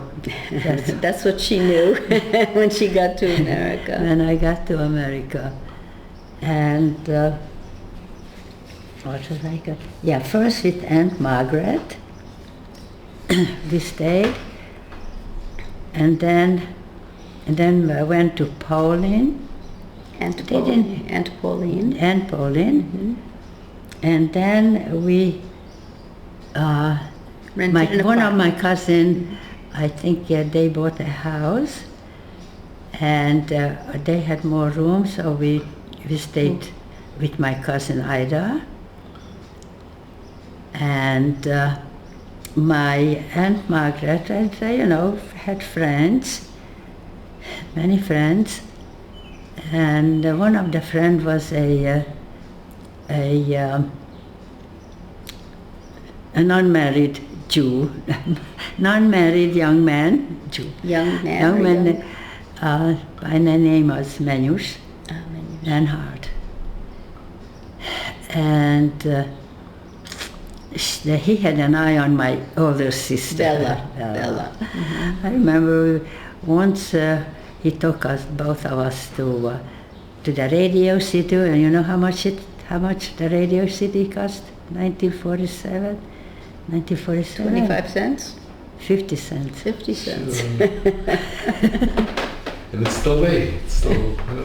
It was 50 cents. Yeah, it was a lot of money then. That was a lot of money then. You could get a lot of things for 10 cents for a milk, and so on. 3 cents the subway. And Olga, you started to work? Well, my sister found where we lived in Newark. When we came to America, we lived in Newark, New Jersey. It was all Jewish place then. Not religious, but really, didn't keep religion much. But they were really Jewish. You didn't traditional. See they were very traditional. The children didn't marry Gentile out of their religion. So where was I? And with work-wise, you... Oh yeah, my sister found, she was a seamstress. They were all seamstresses, by the way. We were all And her brothers were all tailors. Right. And, I was only 18, not even, I was 16 and 14 when I started to learn how to sew. In Hungary. In Hungary, when I was... so my sister found work in Newark, New Jersey, and my aunt had a friend who worked on 27th Street, 7th Avenue, in a ladies' suit and coat factory, and that much I knew how to make beautiful buttonholes and buttons, and at that time there was no machine for those things today, and to put the lining into the jackets and things like that. It was done by hand then? And for a week, if I made $70, $80, I made a lot of money. And so I was traveling with bus to the train station from Newark, not subway, but train, to the 34th Street, 7th Avenue. In New York? I think in New York. And from there, it was 42nd Street, so I still have to take a subway to 27th Street, because it's a long way. So it took me an hour and a half each day to back and forth. And by this time, had you met any of your siblings that had survived? By then, we were all 7 of us. A year later... No, but had you met anybody when you were when you got to Newark? Besides Bella, did you meet? You didn't meet the cousins, the relatives. No, your brothers and sisters. No, my siblings. No, only a year later. Only a year later. She went to Canada, took a train to Canada, and met her 2 sisters there. And you went with Bella? With Bella, we always. Mm-hmm. And how was the interaction when you saw your sisters in Canada? There is no word for that. We had contact with each other, of course. And her two brothers were also in Canada, Mickey and Where in Canada? Montreal. In Montreal. Mm-hmm. Yes. But you developed an immediate connection? Oh, of course. Yes. Yeah. And you didn't speak about at all when you met each other? You didn't ask what had happened and... Nothing. No. That is just incredible. I have to mention one thing. One of her brothers, this man that's on the wall there, he had such a horrific time. He was in Mauthausen. And What was his name? Erna. And he had a daughter and a son. And when he was making the bar mitzvah for his son, the daughter's the older one, and Leah and Steve. Leah's the older one, and Steve was the bar mitzvah boy. So when they made the bar mitzvah, somebody came over to Leah, the older one, and said, I met your father in the camps. In camp. She said, oh, you mean you were in sleepaway camp with my father? Which camp? Were you sleepaway camp, right? And he Yeah. says, no, we were in the concentration camp together. Her Erna had never told his children. Till then, they didn't know that he was in a concentration camp. He couldn't talk about it. She said 16 years if he would old. touch her, he would give a shake. Yeah. At 16 years old, she found out that her father was in a concentration camp. He never spoke about it. And they never asked him. But after the war, he decided to come to... After the war, he was interred in Cyprus for a while. And he left Europe, was interred in Cyprus for a while. I think he was in France. He got to France, and from France they No, came... that was Jula. No, no, okay, also. whatever. He got to Cyprus. He was interred there. Yeah. And then he came to Israel, and he met his wife, an Israeli wife, and then they went to. But he fought in the War of Independence? He was, yeah. That's, yeah. Which is amazing, because after having gone what he went through, He to was still... very happy. He was so happy that he was able to defend. We have the picture. Yeah, here. but he wants to put it. It's okay. I'm just going He to... wants to take it now. I just want to do... No, I thought that maybe from the picture she can. He wants to take it. Yes. Oh. So this is him in... Yes. When he first got off the boat, they put a gun in his hand. He stepped off the boat and they put a gun in his hand.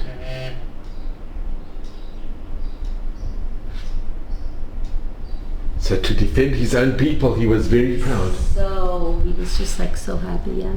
Like I said, got off the boat, take a gun, you're fighting. And he never told his kids. No. And Judy, I have to ask, did your mom tell you when you were growing up? Oh, on the contrary. I think your story is very different. As soon as my sister and I were able to understand, obviously it was, I don't know, I was 5, 6, 7 when I could understand something. When the book came, what's the name of that girl? Anne Frank? Anne Frank came. That's when I told them. So my sister and I grew up with these stories. And how We old knew were from- you when you first knew? Or? As soon as I could understand something, I imagined 6, 7, 6, 7 or approximately, think about when you start to understand things. And my sister is 4 years older. So as soon as we were able to understand things, then she immediately, we grew up with these stories. And Olga, did you speak with your husband a lot? You mean about her About the war experience? and experiences? I think not really to sit down and tell her those, but we were talking about, I suppose. Okay, so I have to ask, how did you meet your husband? I think you were at a dance. Oh, yes, as a matter of fact, no, it's 103rd Street. What's the name of the hotel? I don't remember. It's in the book. In the Marcy, I think it's a Marcy Hotel I don't remember. in Manhattan. You heard about it? No. I think it's something like that. Anyway, there's a hotel, and in the late 1940s,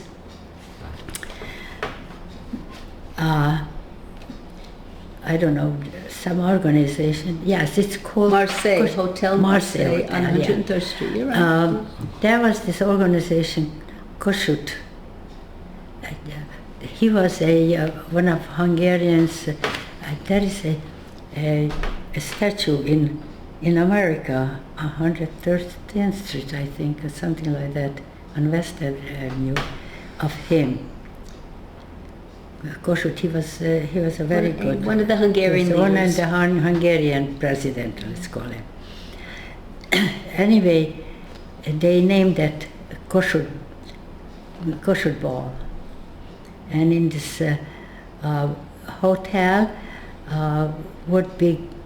we would be gathering. They were just the Hungarian survivors, Jewish Hungarian survivors. They were all Hungarian survivors, and girls and boys the boys would ask the girls to dance. As And, they do at a dance, And we danced, and he asked my telephone number, and I gave it to him, and that's how it started. And this is a picture of your wedding. It was in 1950, in February the 19th.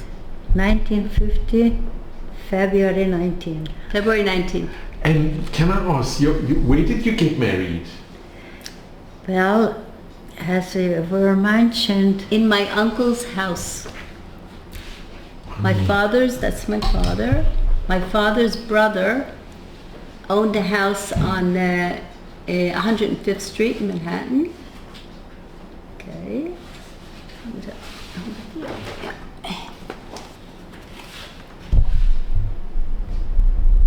That's so special. Mm-hmm.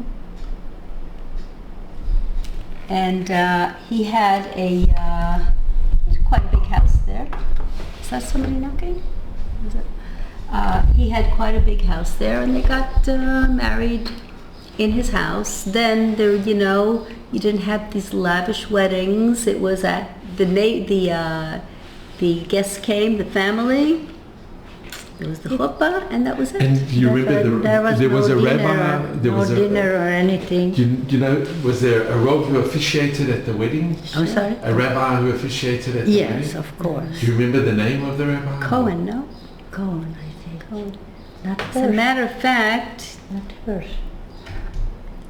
As a matter of fact, he was the father of somebody, I forget, whatever. I don't know. whatever. No, never exactly. And Julie, here's a picture of your parents with you and your sister. Yeah. This is again in my uncle's house, 105th Street, Manhattan.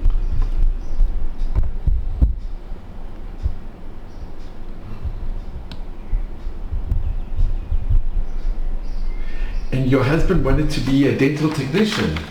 I think he studied to be a dental technician, Yes. but he ended up being a taxi driver. No, he had another story. Yeah.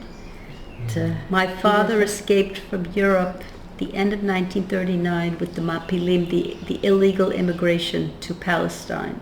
He was on a boat with 2,300 Jews, the last boat that was allowed to leave Europe. With forged visas, of course. They all had visas to Liberia. Of course, they were all going to Palestine, and they were intercepted by the British on the way to Palestine. They were brought to Atlit, and they were there for 6 months, interned there for 6 months. And then he stayed in... Then he stayed in Israel for 6 years. For 6 years, went to America because my uncle was in America, and also took him a while to get. He has a whole other story to get his visa, and there was when he got too close to America, there was a strike, and he couldn't get. Long story, but he got to America, and he stayed with his brother, my uncle, and in Manhattan, and that's how they met. And Olga, how many years were you married? how many From years? 50 to to well, my 80, father passed away in 83. 2013. Okay. It's 50, that's 100, it's 50, 63 years. 63. Not From 50 Yeah. to 100. I think that he was in the age of 110. 93, He not too bad. passed away at the age of 94. So, 94.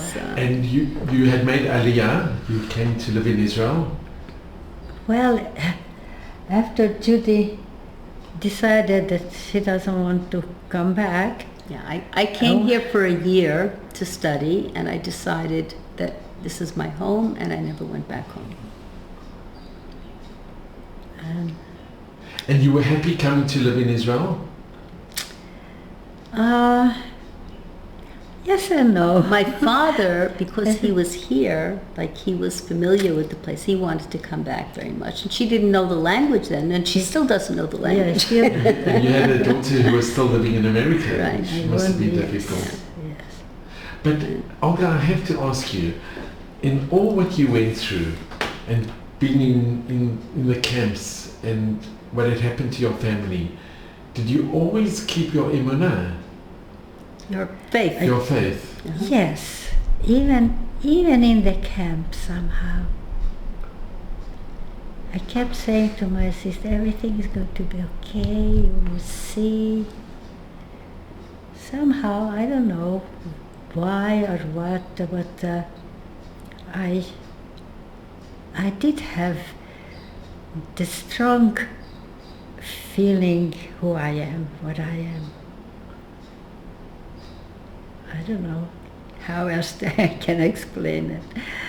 And till today, and thank God my girls also followed, and my great grandchildren too. She has a great granddaughter.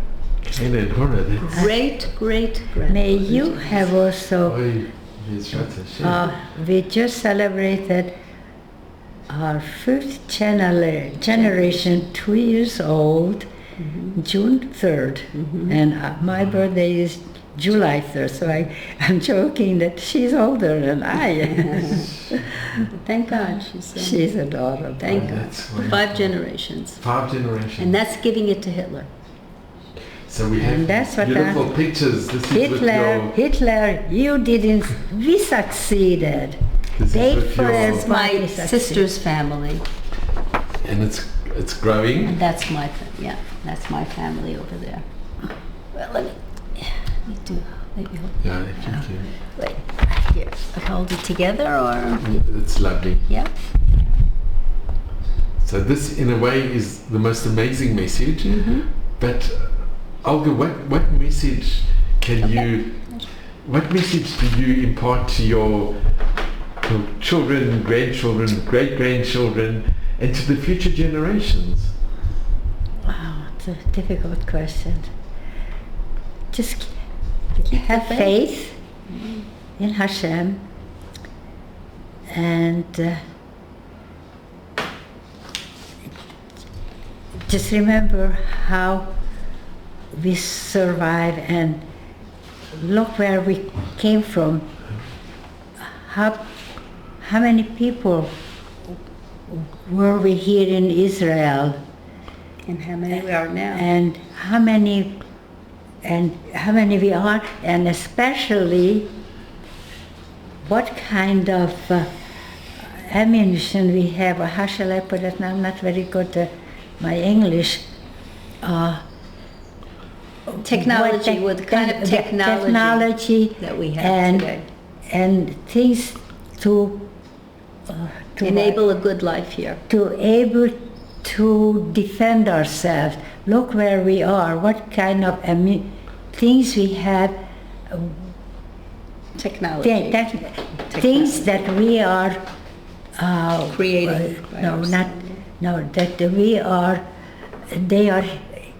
They thought that from under the ground they can wipe us out, but what the strength in technology, and I have to use the word because I don't know other word, I can't remember now, ammunition and planes and things that we are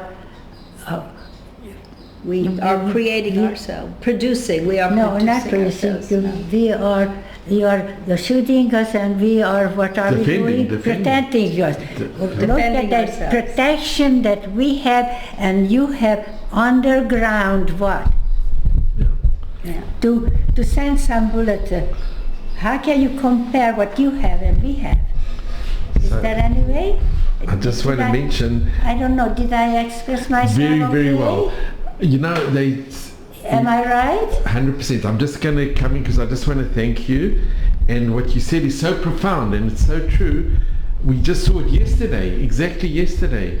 I'm just going to come inside because I just no. Sit. I am so incredibly grateful to both you, Olga, and to Judy. Olga, this has been the most amazing. What you are doing is an amazing big mitzvah. It's the biggest honor. It's such a kavod. It's the greatest privilege to be here in your home to hear your story. I must, as difficult as it is, it's not easy. But very grateful, and God bless you for that. And continue the good work. That is so amazing what you said. But saying just picking up from what you said, it's just incredible that yesterday the Iranians bombed Soroka, the hospital, and it was a miracle that it was evacuated because they had it had been evacuated liquid the night before. There was a liquid that they thought was poisonous or dangerous, so that's why they decided to evacuate that part of the hospital, and the bomb destroyed that entire wing. It's the greatest miracle. It's a miracle. It's amazing. There's no But coincidence. it's No all Mina Shamayim. coincidence. It's all Mina Mina Shamayim. Shamayim. But what is Right, even right. more unbelievable is that we target military, anything what the Israeli army has done in Iran is to target the military sites. But Iran is targeting civilian sites. Yes. And there where you see the difference. What you said about the tunnels, they spend billions building underground tunnels where we build shelters or we build hospitals. Protection They for- spend the money trying to for destroy and we people. try to build. So, Olga, I just must mention that in 2022, 3 years ago, you were given one of the greatest honors to light the torch at Yad Vashem on Yom HaShoah. But I not have to only interfere with the others who did that previously. there were and 6, still. but it was a very special honor which you so deserve. But you're lighting that torch, you yourself emit such positivity and you illuminate all of us, and you are such an inspiration, and you are a shining example, if I can use that, but you Not really the are, others. because you are amazing, and we are so blessed, and I'm so blessed to be here in your presence, and I just feel you have such warmth and that you kept your emunah, that you went through such adversities, and look, you're amazing. You are an inspiration to all of I don't us. feel that Olga, way. you really are an inspiration to all of us. We should all, Bezrat Hashem, emulate, but I'm so grateful to And you. you should continue the good work. And I repeat, may you celebrate your 5th generation. Oi, Bezrat Hashem, we've got In 2 grandchildren at the moment. and- Bezrat Hashem, thank you so much. Olga, I'm so grateful Should be to healthy. you. Thank you so Thank much. you, thank you. And we must keep doing it. And Olga, could you give a blessing to all of us? And keep telling everybody who I meet, may you reach my age in good health and at least as well as I am, and orchestra. She learned a little bit. Thank you so much, Olga. I'm so grateful to bless you. you and your Judy, family. thank you very much. Thank you. Thank Oh, you. You're she's- doing such wonderful Wow. work. She's a terrible girl. You're amazing. Thank you so much. I'm so blessed.